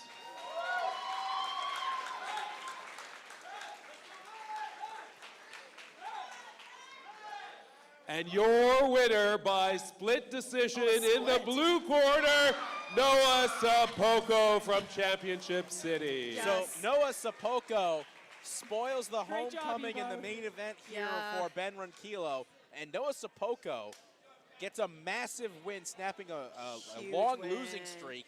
Gives Sopoko his 6th win, but his most impressive win to date. You just heard it And here honestly, from like that, because it was a split decision. Fight of the What night? that tells Anyone me else is think that so? one of the Absolutely judges had fight of given the both night. the first and second Absolutely round fight of the to night. That was Ben, incredible. One more time. Yes. and then we've got switched one it to more fight in us. Sopoko the 3rd round. I think the money's third on for you. sure The was. third Sopoko. 100% was So Sopoko's for sure, but that kicking means is that in. one judge I gave don't know both if I like that. rounds. Yeah. So the other, We'd the like other to 2 rounds thank to Bodega Ben. Rose So tonight it really for did come supplying down the to that food. last one.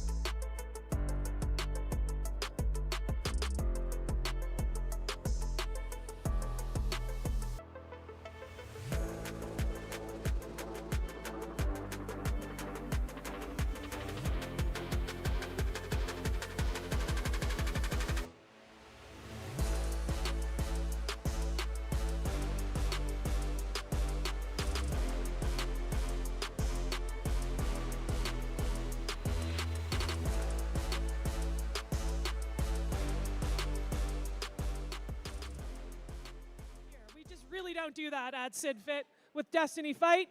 Structure, discipline, belief. I believe the second half is going to be just as good as the first half. Although I've lost my co-MC. I think Corey's getting some patties back there. Corey, I'm going to steal your lines, okay? You got this. Oh, he's there! You got this. I've been set I'm up. sitting ringside, as much of you know. It's the best view for the event.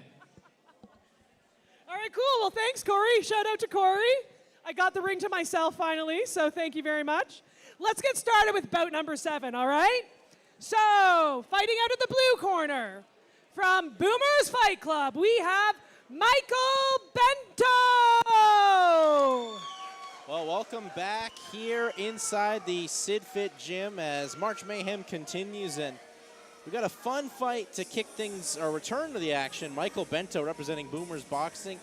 He's a well-rounded combat fighter here, Shane. He's competed in boxing. He's 2-0 as a undefeated amateur fighter, and he's got some experience in the realm of mixed martial arts. Oh, wow, okay. Very interesting tattoos. Hopefully he draws strength from those things. Well, sometimes you do. He's also been very vocal on social media about his journey, showing that he uses combat sports as a way to maintain mental health and focus, overcoming past struggles of addiction and ADHD. That's amazing. You know what? That's so commendable to obviously be vulnerable and get up on this stage and show your skill set, man. Now I'm a fan. Well, we should be a fan of this guy too, Joe Vu. I believe this is Joe's first ever fight. Wow. So first time competing inside the squared circle here for the Destiny boxing fighter, Joe Vu. I have a feeling this is going to be a lot of punches thrown. Very high energy. Yeah, we've seen some fights with definitely showcasing the skill and sweet science of boxing. I don't know if this will be that as we look here at Joe's keys to victory. Wants to use lots of jabs to the head and body, punches and bunches, and you want to exit to angles after combinations. They seem to be the same size, so it just looks like who can impose their skill sets first. Manage distance. Michael Bento, though, as we said, does have a little bit of more in-ring and combat experience here with Vu, this being his first ever fight. But he looks definitely composed and ready to go. Vu just takes the center of the ring. Look at these combinations from Vu. He came in guns a-blazing, that's for sure. Nice body work. Joe Vu was the first fighter ever we had to censor for the pre-fight interviews. Said he planned to knock out his opponent with a jab. Okay. Oh, nice body shots. And they're just throwing heavy punches here. Nice body shots again. Utilizing that body, and that's how you slow an opponent down. Nice jab. Nice lead jab to the head and follow. Oh, what a right hand there from Vu. I don't like how blue corner keeps his chin up as he throws his shots. It's a recipe for disaster. Yeah, it's a sitting target there. Yes. For someone as heavy-handed as Vu. Yes. And they're still pretty fresh with almost 60 seconds gone in the first round. Big swing by blue corner. Oh. Power punches from Vu. This is going to be a hard pace to keep up, but I love how Vu is targeting the body. Yeah, he's really trying to implement his game plan there of going to the body. Blue corner taking some really deep breaths, and I think it's just from that body work. Absolutely, that's almost 2 minutes completely gone here in this first round. Oh, what a hook! I think that should have been a standing heat. Absolutely. But I'm not the official in there. Nice body shot. Ooh, big nice left again. That's got his opponent here and Bento off balance. I really do not like how Blue is keeping his chin in the air. Bento is deep breaths and staggering to his corner after Joe Vu landed some heavy power punches. Again, he's fighting too upright, blue corner, and again, when you keep your chin out there, there's a hook with your name on it. Yeah, let's look at the damage here that Joe Vu brought to the table. I see about 3 standing 8 counts there, but There was one for sure that I think we both agree should have been a standing 8 count, but the official let the action continue. That was the one I thought for sure. very nice. Off of the weave, throwing that lead hook. Hey, if this is his first fight, geez, impressive, very impressive. It just shows how the time he's honed his craft here at Destiny Boxing. I'm telling you. And he's not, really the moment's not too big for him either, with a round in the books. Bento trying to get after and get that respect back. Oh, nice. Knocks the Nice spit out of the 1-2. mouth there. Bento does Vu. The problem with blue corner, when he gets pressured, he's not looking where he's firing his shots. And again, there we go, standing 8 count, Shane. About time. About time. It's just a barrage of punches, just an onslaught pressure, and Bento can't get any separation. He might not be hurt, but fighter safety is definitely more important than. Again. Just coming forward, there is Bento. Vu. Oh, another. A counter back. Deep breath from Bento. Blue is a tough competitor. What a right hand that lands there from Vu.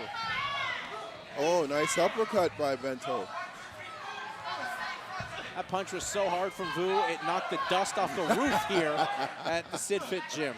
Can't imagine what the cobweb just rattled in Bento's skull. Nice body work. That might have been a little low. Ref missed that one. Ooh, try to hit him with that lead. Ooh! Left. Lands again from Ref. big combination. Yeah, that is a standing. That's going to wave it off. I agree. Second round TKO here for Joe Vu in his first fight. And he passes the test with flying colors. Impressive. Joe Vu. Shows you what kind of talent that Destiny boxers. Joe didn't even know the fight was over. It's like, what's happening? No, the round is not over. You've won. Just heavy punches. Very heavy Just incredible punches and combinations with power. Oh, Making boy. Sid Vanderpool do his best Ultimate Warrior impression. He's got to be happy. I think it's a clean sweep so far. So far, so good. That is 7 straight wins here for Destiny Boxing. Great showing for Destiny. Consulting? Mechanical. Let's make it official. I didn't write my full notes. So thank you so much for supporting Destiny Boxing. And your winner, fighting out of the red corner, we have Joe Vu.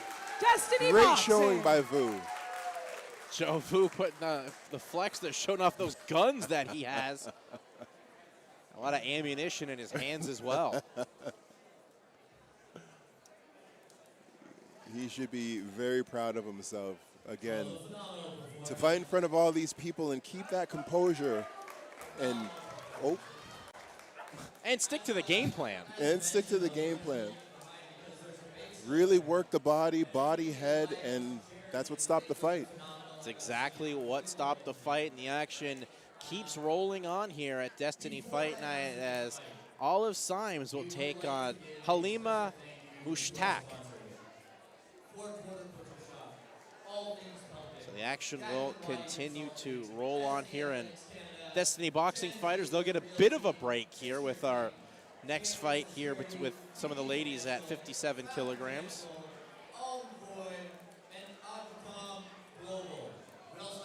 But once again, the action has been sensational here. Absolutely. I find with the ladies, it's high input, high output, just action nonstop. So I'm looking forward to this fight. This was an exhibition fight. We have out of KOTR, Halima Mushtak.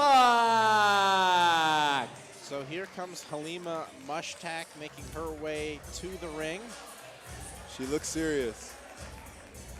And even though it's an exhibition, you know, there's pride on the line here, Shane. Absolutely. You're fighting for your club. You're fighting for whoever's watching you in the crowd. And you're fighting for your corner. And, you know, you're fighting to prove why you should be getting some matchups continuing to roll on and fighting for yourself as well. Absolutely. Fighting out of West More End. importantly, fighting for yourself. Olive Sims. So here comes Olive Sims representing West End Boxing Club.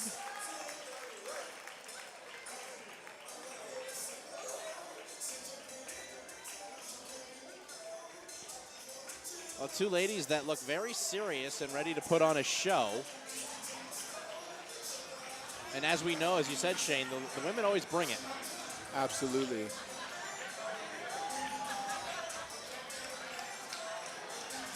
So as we wait here, final instructions going in the corner there for Olive Sims. So they're also emphasizing, because it's an exhibition, you don't really want to have a KO or a TKO. Right. It's all about just the pure skill. Yes. From both of these ladies.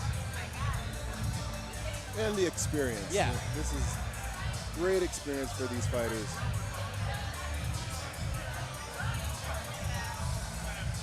It's all about getting that experience and honing your craft. And it's a great opportunity to do that here with a nice crowd and an audience out on our stream. Heads up, no stopping, no holding, keep shots above the belt. As I said, skill level up, power down, I don't want to stop it. Final instructions here at the center of the ring, and we are set for our exhibition bout at 57 kilograms.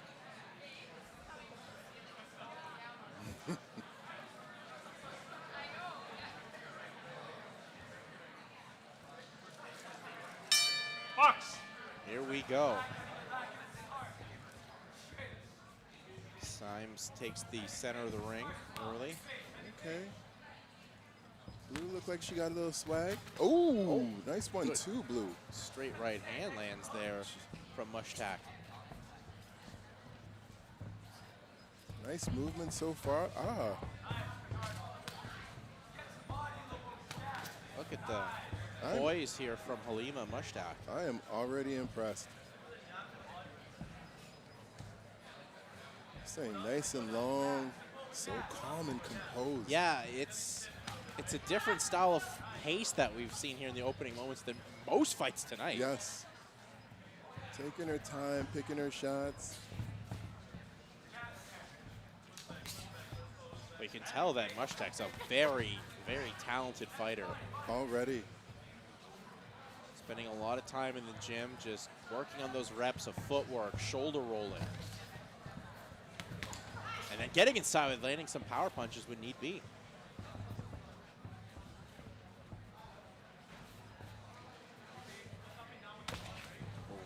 Good right lands again.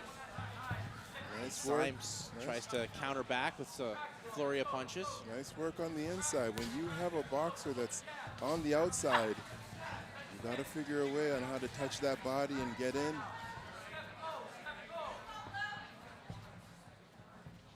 Got to utilize her jab a little more and close the distance. Oh, nice step in too. Look, okay. Switching stances here too is Jeez. Mushtaq. Who is this masked woman?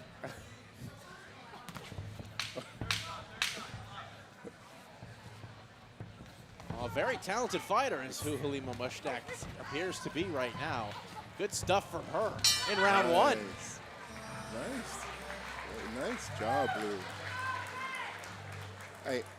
Obviously, I think we can see the difference in skills. Yes. I would love for Blue Corner now to sit down on her punches and just start really showing the power that she. Yeah, and as well, you can tell that, you know, Halima, as you said, Shane, she's got, you can tell the better, maybe the pure skill set, especially the footwork and the shoulder roll. Yes. But now it's, what are you going to do to advance the round here? And you definitely, it's an amateur showing, but you still want to show that when you have somebody that's of a lesser skill set than you, that you can either put them away or really show that they shouldn't be in the ring with you. Absolutely. I mean, they're not trying to emphasize here, you know, a knockout or a finish. Right. But you want to get your ring time here to show like what holes you can set up to. Absolutely. When you have an actual amateur fight that you can get to maybe that standing 8 count. And you know, nothing to take away from Red Corner. Like, she's composed. I think now she just has to make her reads and she can turn this fight around. That's what the round adjustment is for, making adjustments. We'll see if Nice. Symes can do that. Now Red Corner is making her reads, waiting for her to step in and throwing that. Yeah, she's now trying. Olive Symes trying to lead the dance now. Right. You can tell that first one was maybe a feeling out process for trying to read the reads here of Mushtak. Mushtak will fire back good combinations.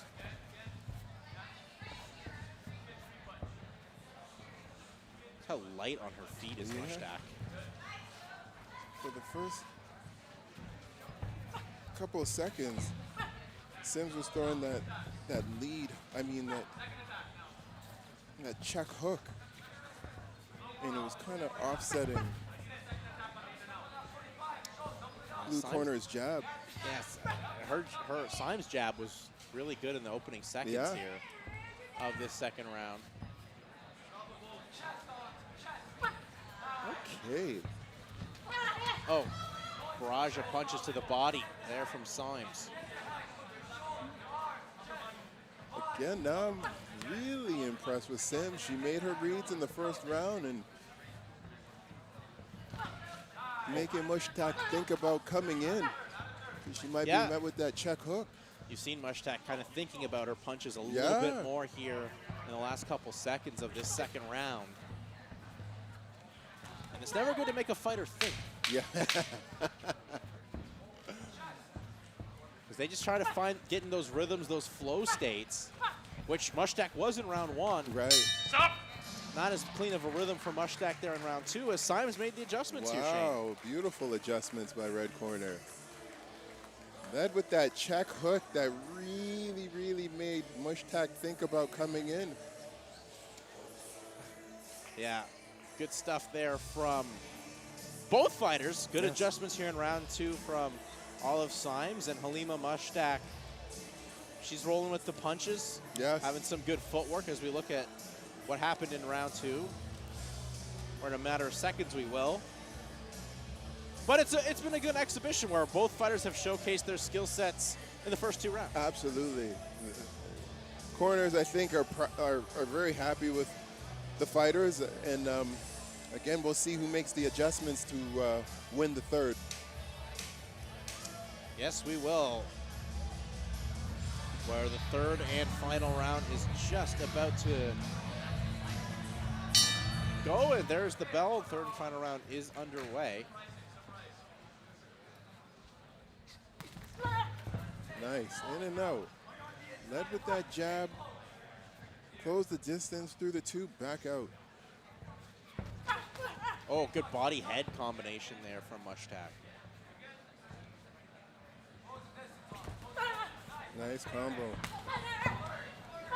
Beautiful body barrage again from Symes.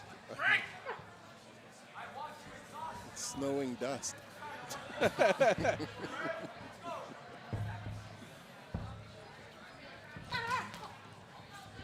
Mushtak trying to keep going forward. So now as the Red Corner, gotta let those hands go.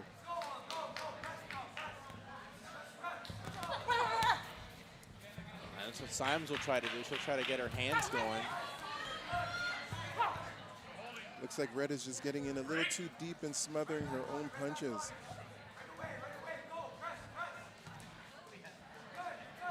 Well, she's slowing the tempo down. Right now is Symes. As they both throw combinations together. Good stuff from Mushtak. Very good stuff. Mushtak will clinch up here on Symes. 27 seconds left to go in this exhibition.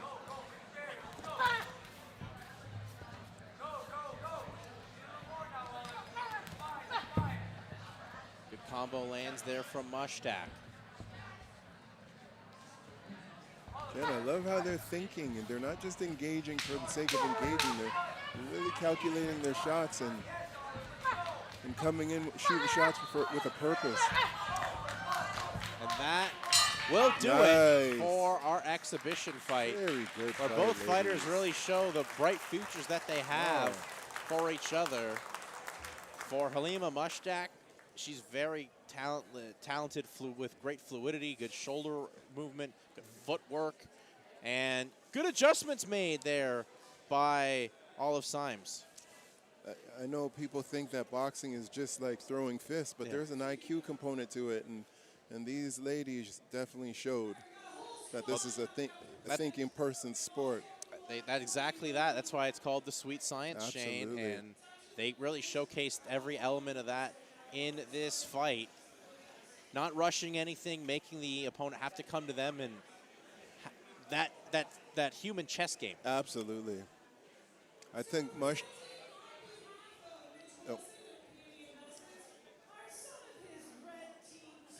I feel like Mushtak comfortably took the first round. I think so too, but it's an exhibition, so they both win. Right. Sims made the adjustments, which was really awesome to see in real time. Our winners today. So congratulations, fighting out of both corners. Yes, they blue both and win. red. Awesome. Really, really great fight. Congratulations, great match. As it is an exhibition, but two great women that have bright futures ahead of them. For sure.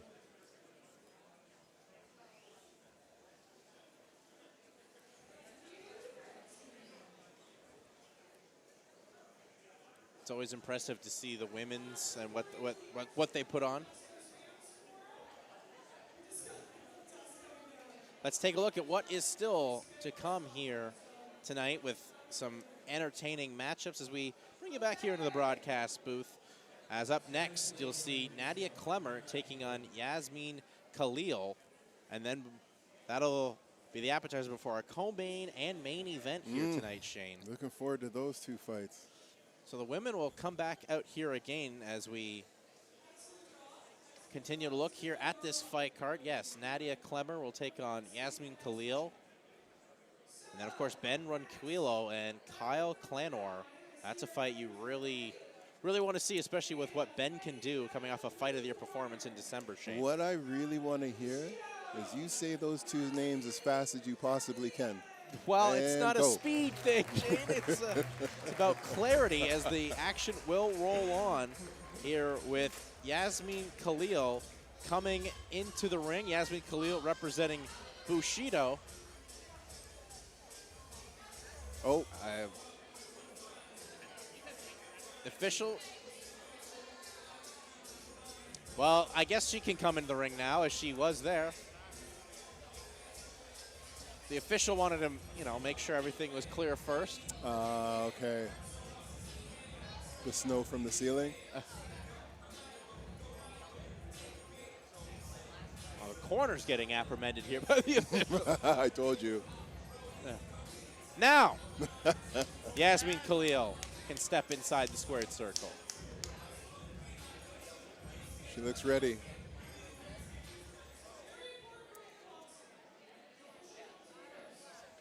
Thank you so much. Yes, her ring. Sometimes she referees for me, so I try to listen to everything she says. There. Don't really see that often. And her opponent, fighting out of the red corner from Destiny Boxing, Nadia Klemmer! So here comes Nadia Klemmer trying to keep the positive vibes going for Destiny Boxing. As Destiny Boxing looks to go 8-0 here. Hopefully she doesn't put that pressure on herself. But the win is stepping through those ropes. Very true. Absolutely. As we look here at Nadia's keys to victory, you See, box from long range, and you can see she does have a nice reach advantage. Yes. Combinations, not single punches, and use the left uppercut to the body. Just make it simple, nice and basic. With that sort of height, using that length and that jab can make this a very easy night. Yeah, you want to use your reach to your advantage, and Yes. that's really what these fights are about, to learn your advantages and implement them to the best of their ability. Yes.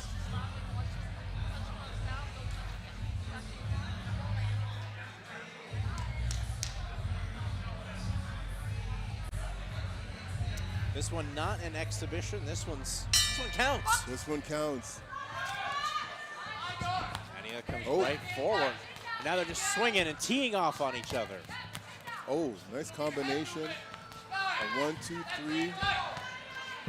Now she just can't step it. They can't stay in the same place. Throw your Oh, nice good right hand from Clemmer. Nice body shot. Nice hook. Khalil just throwing lots of punches in bunches. And nice hook.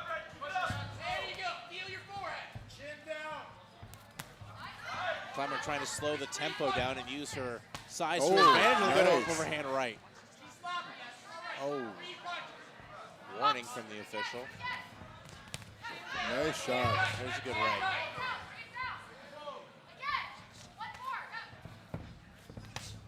Oh, nice return fire from blue corner.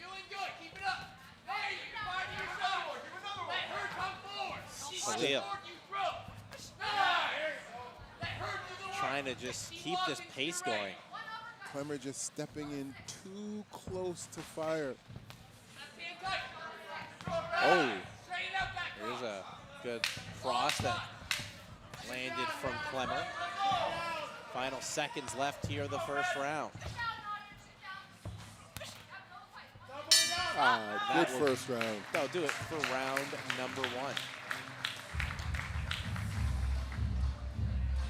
Well, both fighters had a feeling out process as we look here at the highlights of the first round. I think Blue had a hard time adjusting to her height and that long jab. Yeah, there was the warning after some good combinations from Clemmer.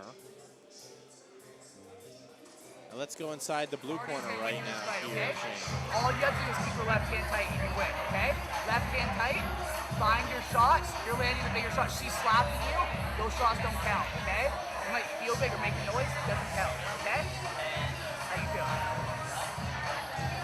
Good? Stand up. Stay ready, okay? Hold your left hand tight. Start with the double jab cross off the hop. Don't forget the body. Have some fun. Well, you heard there, Shane, what the blue corner wants to do with Yasmin. If you're in the blue corner, what do you want Yasmin to do?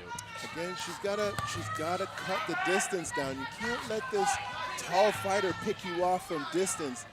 Unfortunately, you gotta be in shape and you gotta make your way inside the kitchen and do your work in there.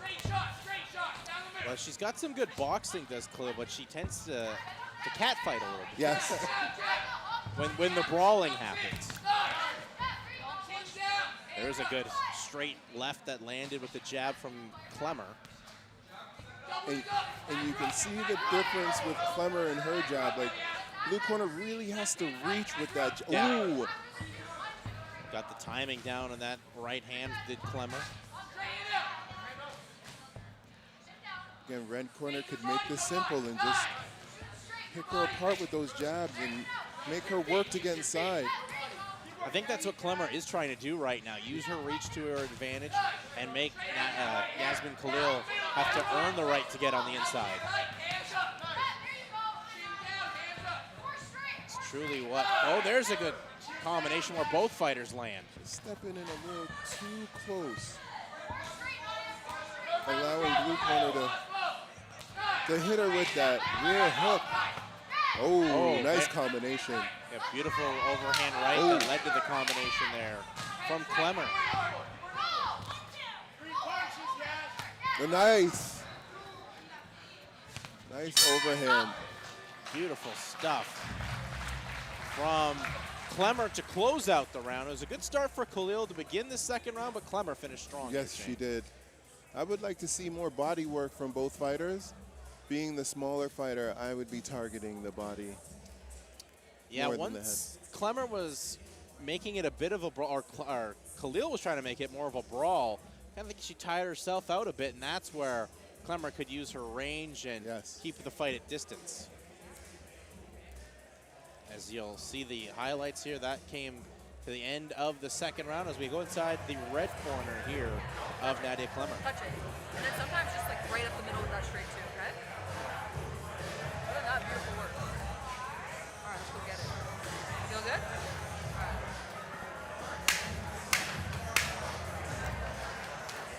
Nice job.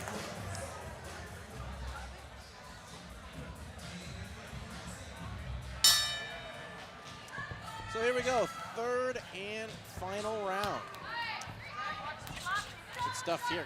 As Khalil, she wants to explode, make it a brawl. Nice lead hook.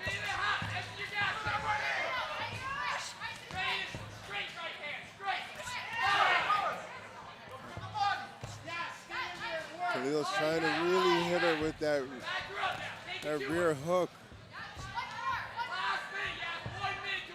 And now Clemmer looks like she's settled down and trusting that jab. Nice body shot. Does Khalil have enough gas left in the tank to push through here? Though there is only 48 seconds left. You know what? As a fighter, you find it. And I feel like, she's going to have to. She ate 2 clean punches there from Clemmer. Nice head movement. Good shot landed there from Clemmer. Clemmer with a good hook. Yes. And that's going to lead Khalil to try to want to brawl again. Nice one but too. there's a good right from Khalil. Yep. And a right from Clemmer. Back and forth. Trying to put on a show. Knocking Khalil back was Clemmer. 10 seconds left to go. Clemmer trying to find the way to push forward. So is Khalil. Khalil just got to work a little. That will do it. Not enough for time this for fight. Blue, but good job. Deep breaths Good from Khalil as job. she heads back to the corner. But she can be proud. No, she left it all inside the ring. That was a really, really good fight here, Shane, as that's been the theme all night as we look here at round 3.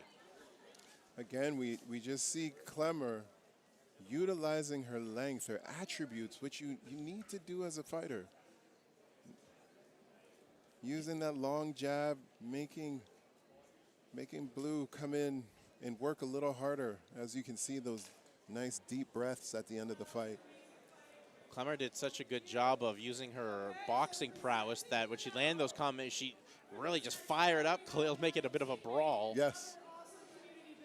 All the scorecards have been tabulated right now, Shane, so we'll find out who won. Will Destiny Boxing keep it rolling? Presenting the medal to the winner of this, your 9th bout, which is a unanimous decision, going to the red corner, Nadia Red corner. Clemmer! So Destiny Boxing and Nadia Clemmer keep the momentum going. It's a trend. Yeah, 8-0. I'm starting to think the cards are rigged. No. No? No. No? Okay, okay. We'll have to have a talk with Sid after this.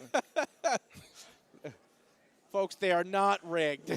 These fights are definitely earned. Definitely earned out there. Definitely earned. Definitely earned. Phenomenal talent in the ring.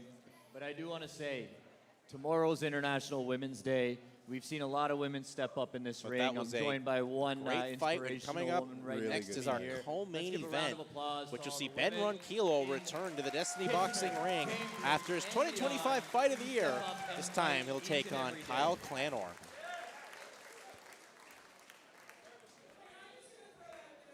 I was at an International Women's Excited Day to event, see what and a quote that I Ben really brings took to away the and wanted table to in this share is fight. about leadership, applicable for His women opponent, and Kyle men, Clanor, but coming from the leadership very is not talented about KOTR power, gym. It's about lifting others up with you as you go.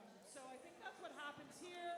And Yeah, if let's you're part of this tee community, up you here probably right get now, that. Shane, our That was a nugget I wanted to co-main share 'cause I event really of loved the evening as you come I inside the love it. broadcast Thank booth as Ben Ronquillo who the last time we saw him compete here at a Destiny boxing event, it was all gas, no brakes for the full 9 minutes, kept an incredible pace for someone at such a young age, but didn't win that fight. It was a split decision loss for him in the main event. You saw it during our intermission, and now it's time for the co-main event to get underway here, Shane. Looking forward to this. Again, you learn a lot from losses, and again, like, high output is good for amateur fights, but sometimes you got to think it through. You know, and I feel like that last fight, you know, he put in a lot. He probably slept for a week after that fight. Well, it was right around the Christmas season, so definitely the right time to get in some extra naps, as Kyle Clanor is now inside the ring, waiting on his opponent in Ben Ronquillo. Very stoic entrance here, not a lot of reaction, but Kyle Clanor definitely has the ability to play spoiler. Ben Ronquillo.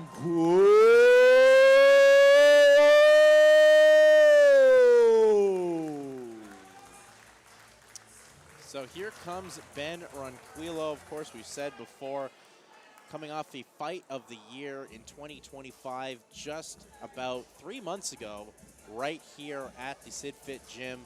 A fight where you definitely want to look it up. Just coming forward, throwing punches, landing punches, taking punches, and showcasing that Mexican spirit for someone that's got boxing in his blood, Shane. And again, the pride is big too. You're fighting in front of your home crowd.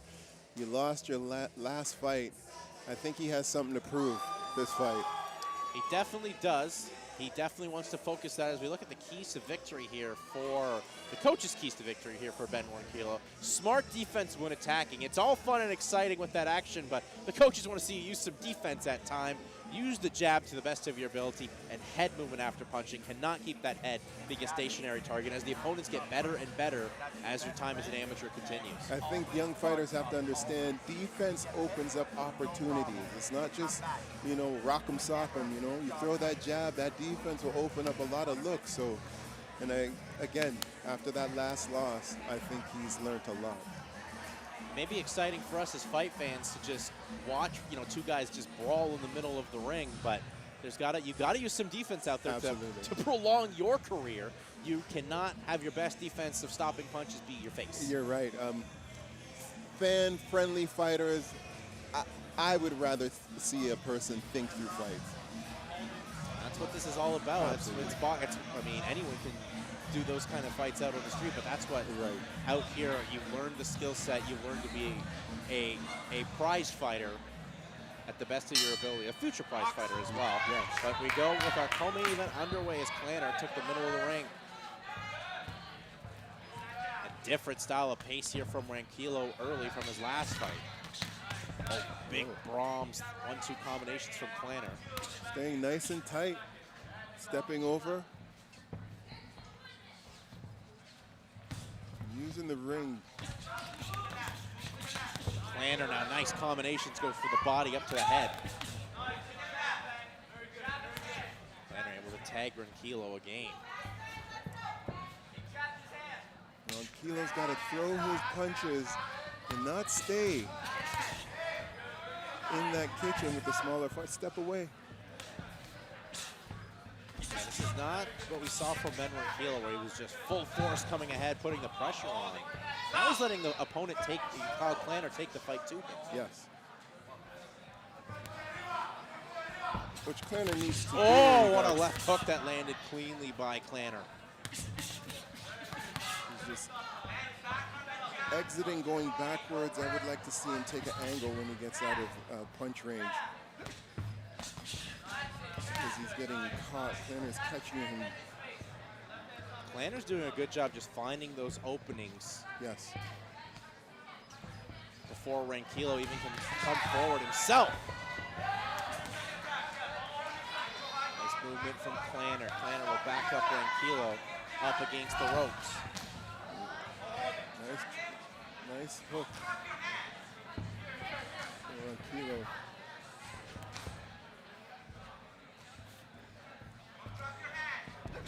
It's always tricky fighting a southpaw fighter if you haven't seen them in the ring. Yeah, it's such a hard style to match up and figure out.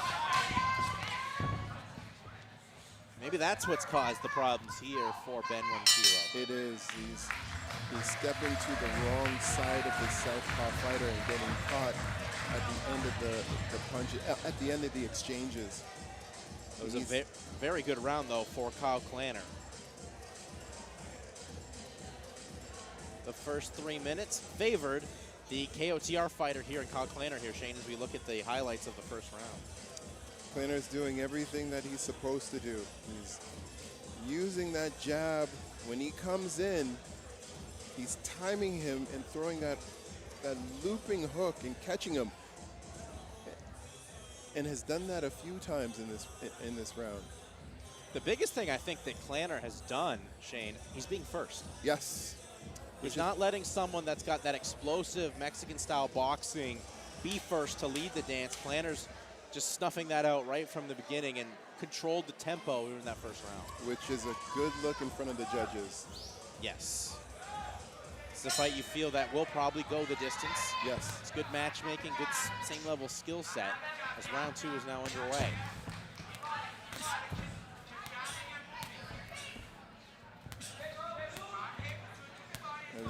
I like where Ronquillo is stepping now. He's not stepping into the 2. He's stepping to his left and seems to be more successful making that adjustment.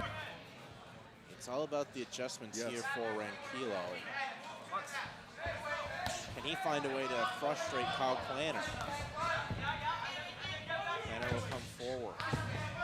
Sometimes when you're fighting that southpaw fighter, you want to lead with that 2. Yes, you do. Klanner clinching a little bit here and try to get that big left hand out.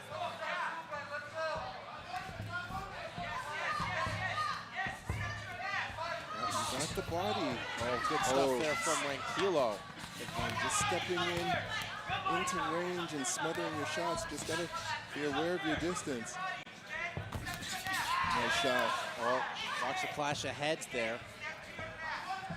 Ronquillo seems to be fine. I can hear the crowd saying step to your left, which is right when you're fighting a southpaw. I shouldn't be divulging this information because I'm a southpaw myself. So. Okay, there you go. Well, they're tricky fighters to compete against, Shane. Just that unorthodox style. Yes. Nice. The lead right hand. Nice hook at the end of the exchange. Oh, caught him with that hook again. Just stepping backwards and getting caught at the last part of that exchange. At the exchanges. Klanner's doing a good job. Yeah, clash of heads, but Klanner's done a good job of slipping and ripping and landing a tad bit better punches. And you can see that southpaw stance continuing to frustrate Ben Ronquillo. Yes. Again, when you don't have these fighters in front of you, they're hard to adjust to. And again, he started off the round stepping to his left and being successful. And then again, when you get hit, it just changes the whole game plan. Yeah, you got, and it's tough sometimes to find sparring partners that are southpaw that can help you prepare for an opponent that is a southpaw. So you got to find the right kind of guys that are able to do that. There are some southpaws here, but it's different in training for a fight versus actually doing it inside the ring. When you're sparring against the guys that you see every day, you're not really giving 100% because you don't want to hurt anybody. But when you have somebody in front of you throwing at full speed and moving, it's just it's a different feel. And that you've never seen before. Right, and that you never, right. So third and final round is underway.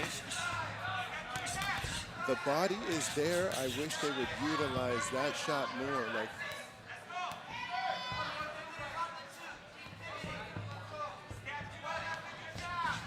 oh, nice. Timing down, but good work once again from Klanner. Klanner tried to go to the body there. Yes.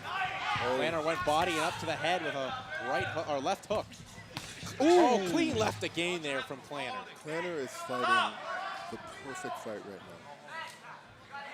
Yeah, it's not super flashy, but it's very technical, and that defense leads to great offense. I think he knows that this person probably doesn't have a lot of experience with southpaw fighters, and he's taking advantage of being a southpaw. It's a great game plan, too, to slow down Ben Ronquillo. Yes. As we said, Ben's last fight was just full forward, pressure, pressure, pressure. It's making Ben have to try to make adjustments on the fly.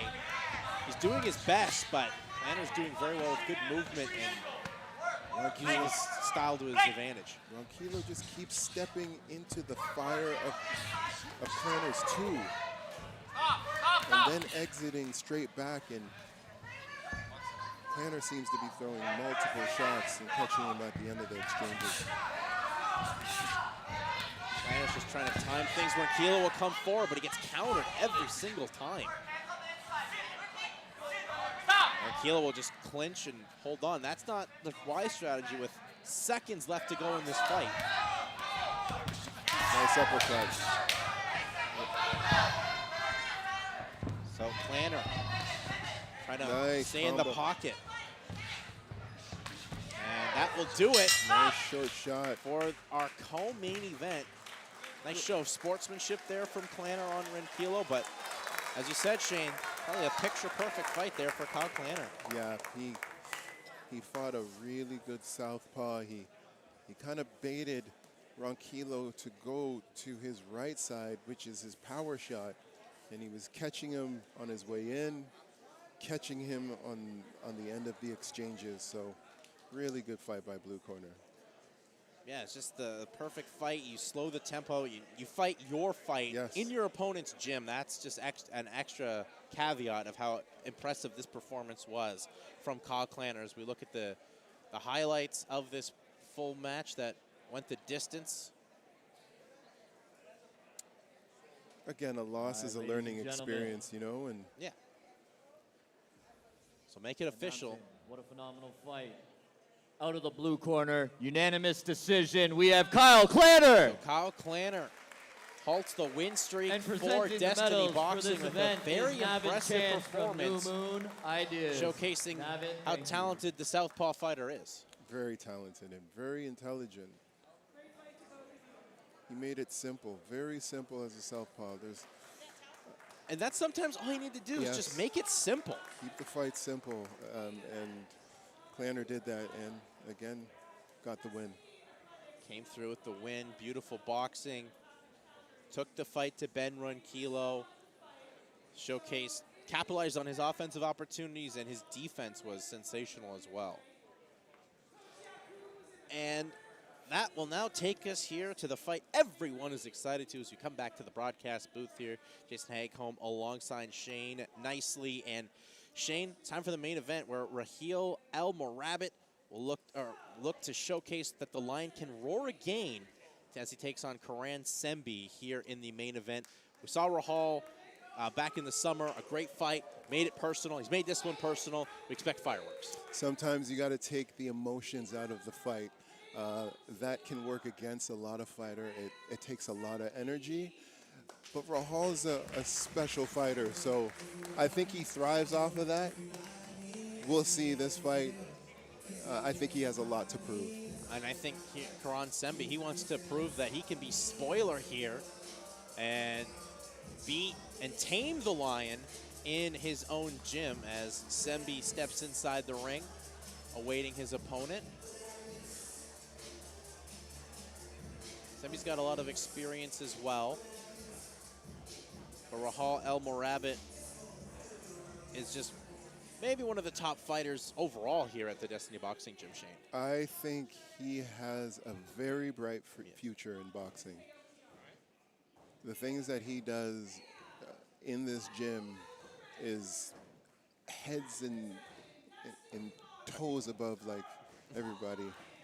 Special guy, special fighter. So here he comes.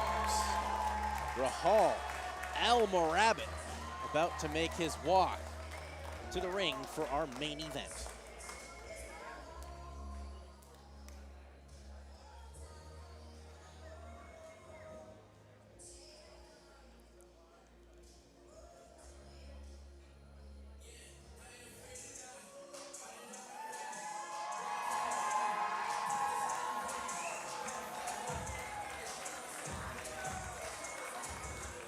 comes. And here comes Rahal El Morabit, the Lion.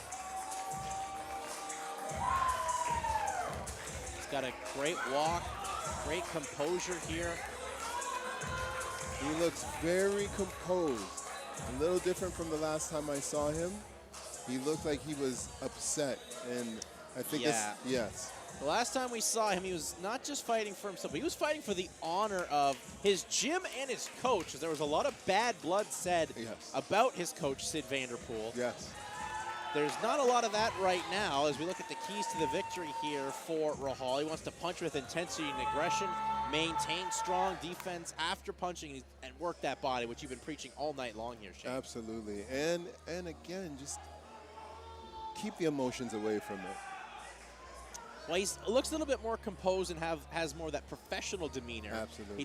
He doesn't have to defend the honor of his coach, per se, this time. He's more fighting for himself and, of course, wanting to come away with a victory in the main event, given this stage yet again.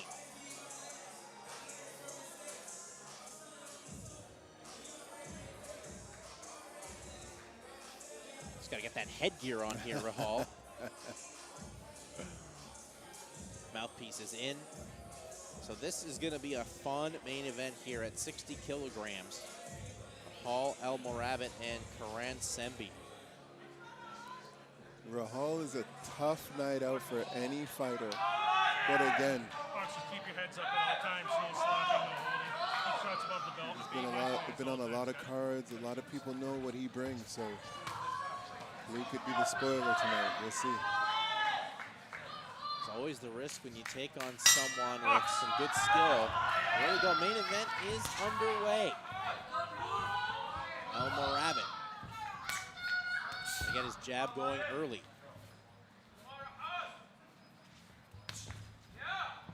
How long before the Lion pounces?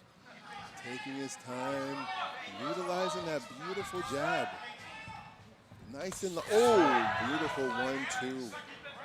Great combination there from El Morabit.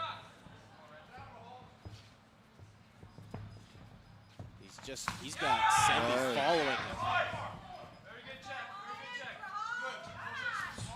Not rushing anything is El Morabit. Just putting the jab out there. And again, El Morabit, he's a southpaw, so again, I think that's why Rahal is taking his time. Very smart. Oh, nice body shot there by Rahal El Morabit. Oh, wanted to follow it with a big right hand. Missed by much.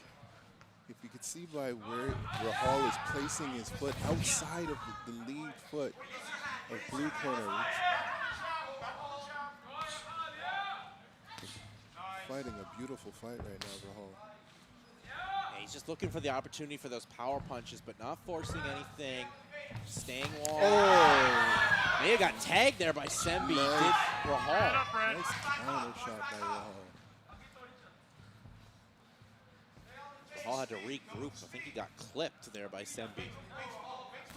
I think the mistake that blue corner is making is not pressuring Rahal.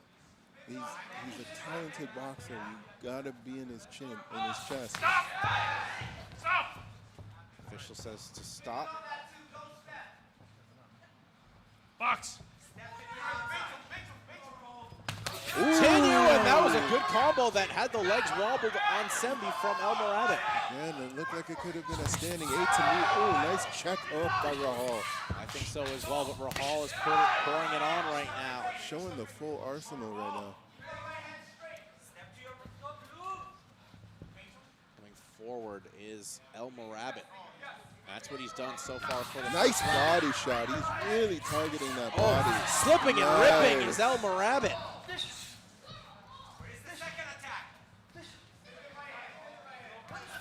Oh, good nice. left lands there from El Morabit.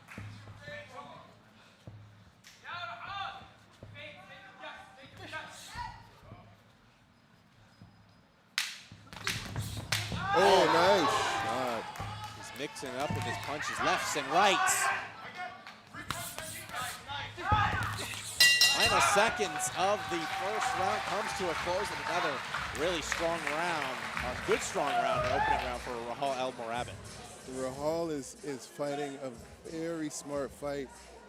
Again, fighting a southpaw, but making the right movements, stepping to the left and setting up that rear shot. And caught him with 2 solid body shots. Yeah, beautiful. There's one right there, as you see on the replay.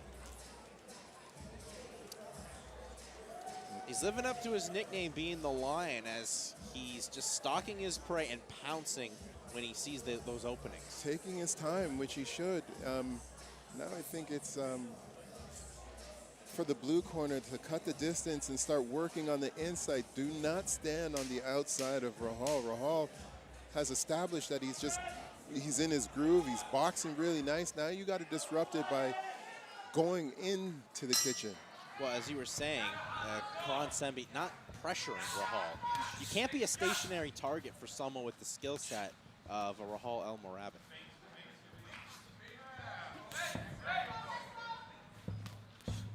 You gotta push the fight back here on Rahal. Yes.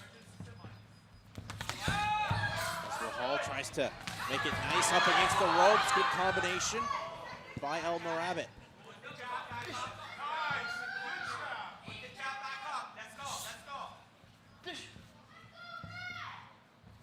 Nice lead. And that shot is there for both fighters, that lead too. Oh, right lands from Rahal. Nice step back. This is on the right hand, goes Rahal. Will come in and step in again. That step in right has been money here in round 2. I think the blue has to make an adjustment, not stand in front of Rahal. And that's what he's did from round 1. It's Yeah. carried over here in round 2. And we said you can't be a stationary target Cannot. for Rahal. It's just target practice Yeah. then.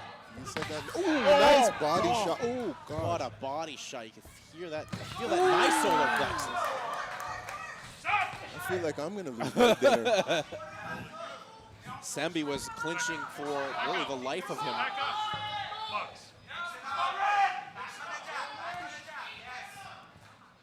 Sembi's starting to breathe heavy, and I think he's feeling the effects of those body shots, because those body shots, it's a delayed reaction. Yes. It won't be delayed when he goes home tonight. No, it will not. Minute 4 left in the second round. Gonna build up. Oh, look, slip and rip. Hit off angle there. I think it was just an incidental clip from Sembi.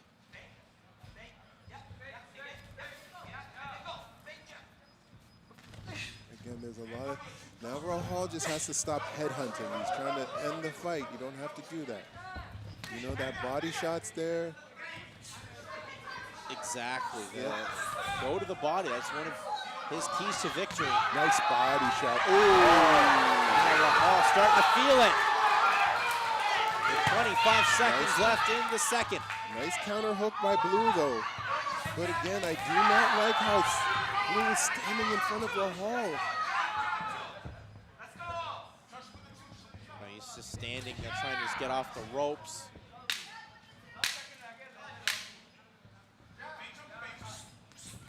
Trying to time the counter punch and did it perfectly. Ran into that too. That will do it for round number 2. Another strong round for the Lion. Beautiful. Let's go inside and listen to Rahal El Morabit's corner with Sid Vanderpool. Nice work. Water? How do you feel? You're in control. You're in control. Just be careful. Just be careful that after you hit him, you just don't complace your defense, right? You hit him and then be ready to move. Hit him. You're hitting him easy. Hit him, but then don't get hit back. All right? Your speed is too good. Double the 2, come with the hook. Whenever you throw the 2, come back with the hook. All right? Left hook or right? Left hook. 2 and then left hook. You'll hit him with the left hook. If he avoids your 2, it's because he's leaning into your 3.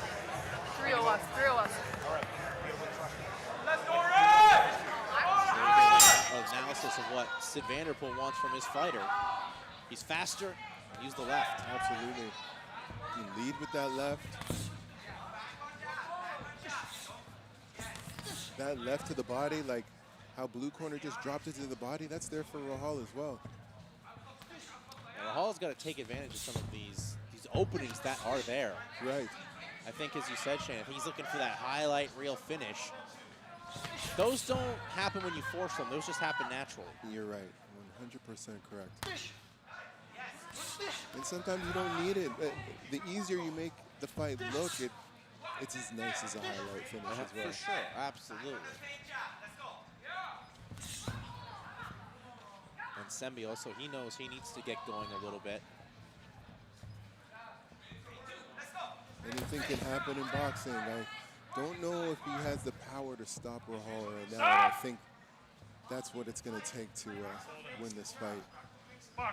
Yeah, it's definitely Rahal's packed 2 rounds in his back pocket. If you're Sembi, you at least got to just throw everything, including the kitchen sink, at Rahal. Yeah, but you got to close that distance down.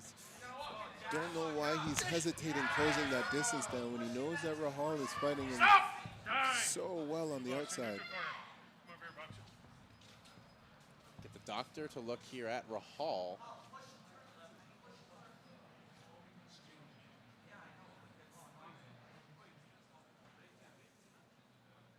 There's a cut that is forming, or mouse forming under the left eye, but the doctor says it's okay.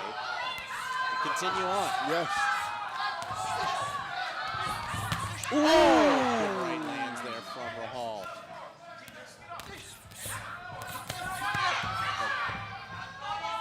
Good combination from Rahal. He's got to know where his footwork is and where what zone he's in. That rear hook when you're on that inside is a tough punch to land. Oh, nice body shot. Oh, I heard that. Yeah, Rahal's got to get back to that body a little bit. He's landed some good body shots in this fight. Very good. But not enough.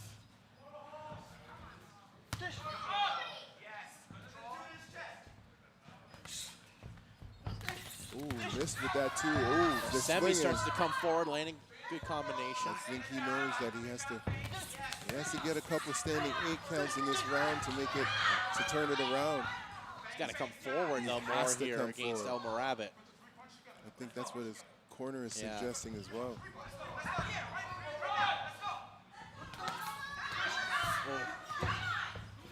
El Morabit connected cleanly there on Sembi. Good jab again from El Morabit. Nice there. That's what I was looking for. That body jab. There all day. Final seconds left in our main event. We'll see if Rahal can put on a show as they grapple down to the mat. Check if the gloves okay, and that will do it for our main event. A nice boxing display showcased by Rahal El Morabit. He is such a talented fighter. And again, like I said, he's got a bright future. Very bright future. Very, very bright future ahead of Rahal El Morabit as we look at the round 3 highlights. Leading with that too. Again, when you're fighting a southpaw, even as a southpaw, you could lead with that too, and Rahal just beat him to the punch. Yeah, nice body shot. He was just being first from the opening moments of this fight. Sembi tried maybe with a couple seconds left to get a combination started, but just wasn't enough activity there from Karan Sembi. You know what? He was trying to make his reads, and again, when you have such a talented fighter in front of you, it just makes you a little gun shy. Let's make it official. Thank you so much for supporting Destiny Boxing. And the winner by unanimous decision, fighting out of the red corner!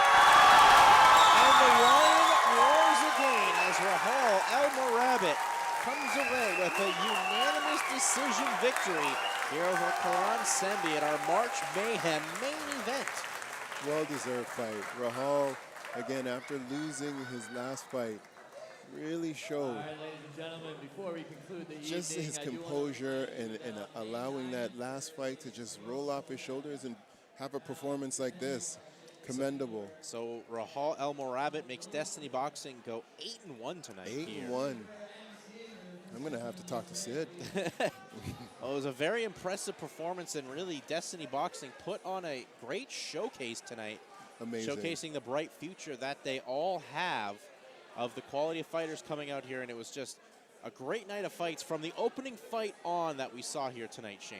One thing that Sid does well in Destiny Boxing is they do an amazing job with these events.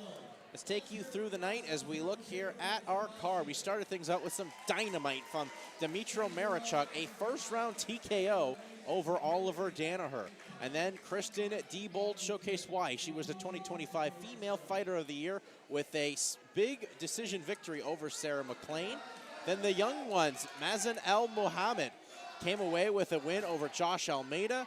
John Stewart and Ali Nasri put on a great back-and-forth fight here where John Stewart got the victory. Orlando McHugh continues to improve with his skill set, picking up a just unanimous decision victory over Jason McCarthy.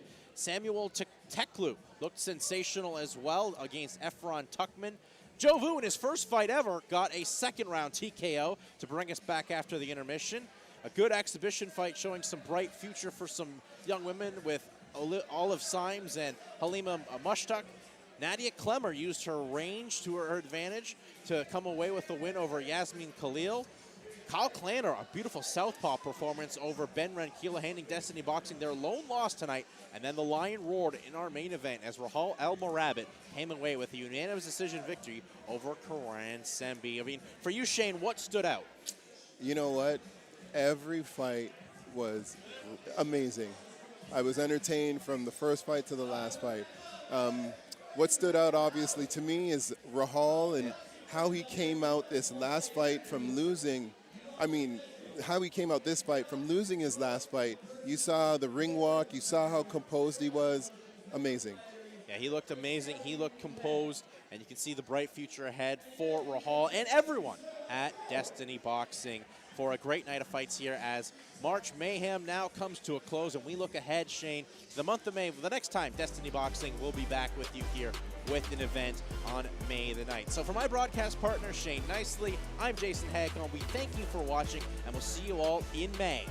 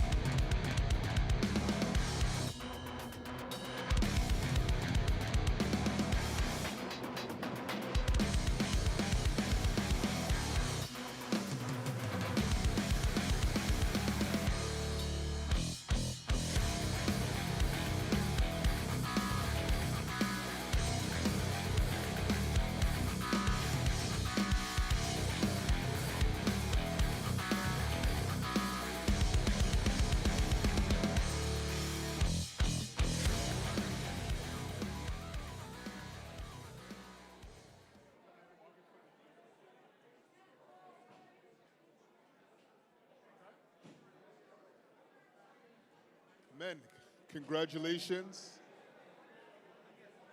on both your victories. Let's start with Johnny.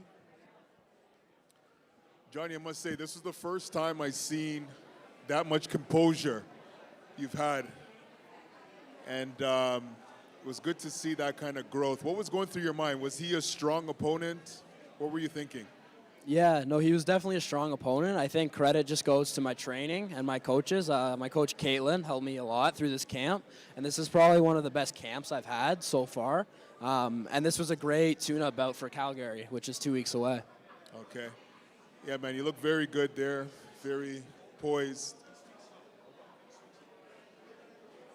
Okay, very poised. What's next for you? I think just taking it like one fight at a time. Obviously, Yes, sir? Obviously, nationals is the final goal, but for now, just, building every fight. That was kind of my goal this fight, and I think I executed that well. So, yeah, just looking forward to Calgary, which will be a good tournament for me. Yeah. All right, so just to back it up a little bit, what do you think was the key to your victory before I tell you what I think? I think calmness in the ring and composure. Something I've worked on a lot with my coaches is posture and having that poker face, looking like I want to, looking like the better fighter. And I think I was able to maintain that and especially turn it up in the third round. Okay, very good. What I noticed was you had a lot of feints, and he was biting on them a lot, or he wasn't throwing because he wasn't sure if you were going to throw. And I think if you keep working that into your repertoire, you'll definitely... Yeah, I think I spent the first kind of round and a half working my feints, trying to figure him out. And then once I kind of got his timing down, it allowed me to unload my combos a little more. Okay. Yeah, very good. So take that into nationals as well. It's very different at your level right now. If you're starting to feint like that, it's going to be really difficult for your opponent. So yeah, thank you. All right. Moving on to Lando. What's going on, my man? How's it going, Denton? Yeah. Lando, I must say, man, it was a good fight. You showed a lot of heart, a lot of grit. I'm always concerned when I see your fights and I see a little bit of blood, because we know you bleed, and sometimes fights don't get to continue because of it. What did you think? What was going through your mind when you started noticing that you were bleeding? Whenever my nose bleeds, I just think I need to put the pressure on. And, better defense, stay composed, good posture, yeah. Yeah. No, it was very good, man, very good. And what do you believe you're going to take into nationals? What do you think you need to work on more of after this fight? I think I need to work on being more patient in the ring, keep him at my range. And yeah, better defense, better head movement overall, yeah. Yep. Very good, very good. So how did you feel overall in there, though? How was your conditioning? How did you feel throughout the rounds? I felt pretty good, I gave it my all. I gave my heart out there. And I got a little tired at the end. It's a tough opponent, big guy. But I felt good overall. Yeah. Oh, very good. Very good. Boys, congratulations. Two of you guys. Good luck with nationals. Definitely coming up. We know we'll all be watching. So it's good stuff, man. Congratulations. Thanks, Denton. All right.